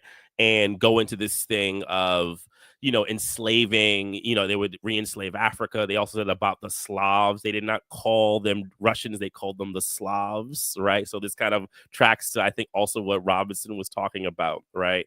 And this need. But I bring this up because what Lacerdo, he does talk about, that is this need for narratives as well. And Lacerdo is a hardcore Marxist, right? You're talking about as Marxist as it can get, right? He does talk about the need for narratives in creating the ability to have to create authority, right? If you need to find a way to get people on your side, right, how do you create the narrative within that, and to basically to keep them outside of class struggle, which is what he's talking about, to not acknowledge that they're within a global class struggle, that at the end of the day, the Germans would not be able to do that. They would have, something would break down in that. So if you're thinking that they're going to be able to, enslave the Slavs and, African people, re-enslave them, that's not going to happen. And reading this text, I find a lot of strength in understanding that we have to think that there is a narrative need, right? People just don't follow because, it happens, right? History just doesn't go. There's a way that you have to sell history to people, and you have to use it, and you have to kind of and what also I think is powerful from this first chapter is you have to also reconstruct from what they know already, right? So if they have these familiar pieces, right, how do you take that, reconstitute it, and then use new technological devices and new advancements to kind of spread out, these images and these new kind of stories and narratives you want people to ingest. 100%, yes. And it's interesting too, because it's like a lot of what, and this gets to the point about forgeries and counterfeits and stuff, is that these systems are not based upon, um, or I shouldn't say entirely, but like a lot of the time, what's getting mobilized is not something that has any basis in reality, Right. Exactly. Nothing at right? all. Right. Uh, it's something that's created sometimes, as the instances of those problematic abolitionist texts. Sometimes it's coming from the people who are trying to do so. And this is so important, I think, as we'll get into film too, right? Because, and you and I talked about this a little bit the other day when we were kind of having our prep conversations. Like sometimes people think they're doing really good work, or they're trying to sneak stuff in a problematic institution or whatever, and they're doing what they can. And it's like, I feel like a lot of times it's exactly in that circumstance when you run the greatest risk of developing something that's going to be weaponized against you, or against your people, right? And Yeah. the yeah, I mean, The only thing that you had mentioned class struggle, and I think that, Robinson doesn't use that term a No. whole lot, but it's definitely here. Like in the preface, he talks about, I don't think I read this earlier. If I did, apologies. In the United States, the technical development of moving pictures in the late 19th century was soon enveloped in the formation of an industry, which in turn became an agency of power and wealth. Prior to these events, the disintegration of a centuries-long slave system had deposited a racial regime in American culture. Without a hint of irony, that racial regime had achieved its maturity at precisely the moment when its internal contradictions were most marked, the great slave rebellions of the 19th century, and domestic and international opposition was amassing. With the collapse of the Yeah. slave system, a different racial regime was required, one which adopted elements from its predecessor, but was now buttressing the domination of free labor. So again, like this is definitely a class analysis. It holds the elements of what you were talking about Yeah. earlier in terms of pulling from those those Yeah. adopted elements from its predecessor. Well, And it's yeah, and not next, to, yeah, no, my go bad. ahead. And well, not to go just to stay with this real quick, not to go too much into that, but kind of what Lacerda was talking about with class struggle is the way that Western Marxists, he didn't say that in the book, but kind of attaching to how he's used Western Marxists later, is that they've limited how class struggle actually exists. So that kind of analysis, I'm not going to say they could be one to one. I think would be an analysis he would be willing to at least take a road down, right? Because he said, Yeah, it would have yeah, been. I'm sure that Robinson and Lacerda would. I don't think they were that familiar with or yeah, I never seen them cite each other. I'm mm, sure that they would have had places where they disagreed because there disagreed, are yeah, things I disagree with Robinson about. hmm, But I think they probably also would have found a lot of value in each other's scholarship as well. well, yeah, And yeah, I think same, there's a lot of overlap, I think, in the things that they are critical of, even if they come to maybe slightly different conclusions about certain right, things. 100%, Um, the next chapter, which we will do on Thursday for folks, is called "In the Year 1915: D.W. Griffith and the Re-Whitening of America." yeah, Um, and so folks, if you want to, read along or whatever, I mean, that chapter it's still long. You said it's like 45 pages or something right. like that, but it's not as bad. It's not 81, but it's half. This one was 81 plus the preface. Yeah, the next So one's yeah, much longer. it was like a novella, but but incredible. I mean, Yeah, there's like there's 280 or something like that footnotes. I mean, it's like a incredibly well researched. There's definitely parts that we didn't go into as deeply, like as he's digging into each of the specific scientists and some of their like thoughts and who they work for and who promoted them and all of that. But I yeah. I think we mean, gave a pretty thorough overview of everything. and I would say, I mean, I don't. I mean, I haven't read the whole book yet, but I do think this is a compelling differentiation to way the most film historical books are written. Yeah. Yeah, yeah. Even Yeah, even the ones. that'll be interesting as we get into the film parts to Yeah, see. I'd be very curious how he approaches it. Yeah, yeah. Well, Yeah. I think we'll see in the next chapter. Yeah. For folks who don't know, D.W. Griffith was the director of Birth of a Nation, which Hmm. not the Nat Turner film, but Just like but a play on it. yeah.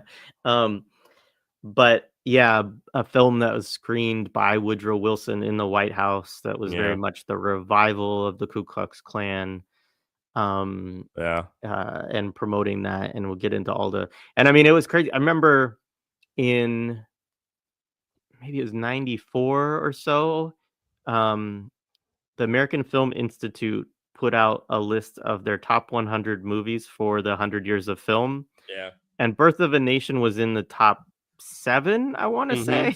Hmm. Yeah, I mean, and And yeah, it's that film that gets debated about, because well, I mean, I wonder if Robinson will talk about this. I mean, Clyde Taylor talks about this. There's also a kind of false history of it latest technological achievements. Mhm. It's not that Griffith didn't use the latest technological like kind of moves. He just grabbed them from a tons of other different filmmakers, right? They had all did these different things, and he's like, well, I'm gonna take what this dude did, this dude did, this dude did, and he had the resources that he made this large film using the new. But a lot of times for years it was painted that, you have to acknowledge Birth of a Nation even though it's racist because of its technological um you know heights that it achieved. But honestly, people had did it in separate pieces, so he was basically a capitalist in that way. I'm just gonna rob what everyone else was doing, and I'm just gonna say, and Griffith also played into it. Griffith did play into it. He was like, yeah, I'm the man, I did all this. Right, he definitely played it up, but it was bullshit. Yeah, I mean, and AFI's justification, of course, was that it was a hugely popular, it was Of course so it was. revolutionary in terms of technique and all of this, and they obviously knew that it was a deeply racist film, which is, I mean, it's an incredibly racist film. Um, but and all the black people are in black, or white folks in blackface in the film. And but yeah, so I'm sure Robinson will get into all of that and more. I'm really interested. I Yeah, actually, this is one of the chapters that I have read, but it's been a long time since I read it. yeah, Um, but anyways, I'm looking forward to it. This has been great. Thank you for doing this with me. yeah. No, Um, thank you. I Shout out appreciate it. I'm again to looking the forward to folks more. who contributed. One comment on this, the background. If you missed it, yeah, I'm not in my studio because it has to be reconstructed, which is why I haven't been doing lives for the last couple months. But so this is the view from my dining room table, which has the same bookshelf behind me that's in my studio. But that's why there's a plant there. So anyways, and I can't take credit for that. My lovely partner in life puts that there. So anyways, thank you everybody. This has been great, and we'll be back on Thursday at 10 a.m. for part 2. Cool. All right. Oh no, where did they put my thing? Hang on. All right, now I'm ready to go. All right, peace everybody. Peace.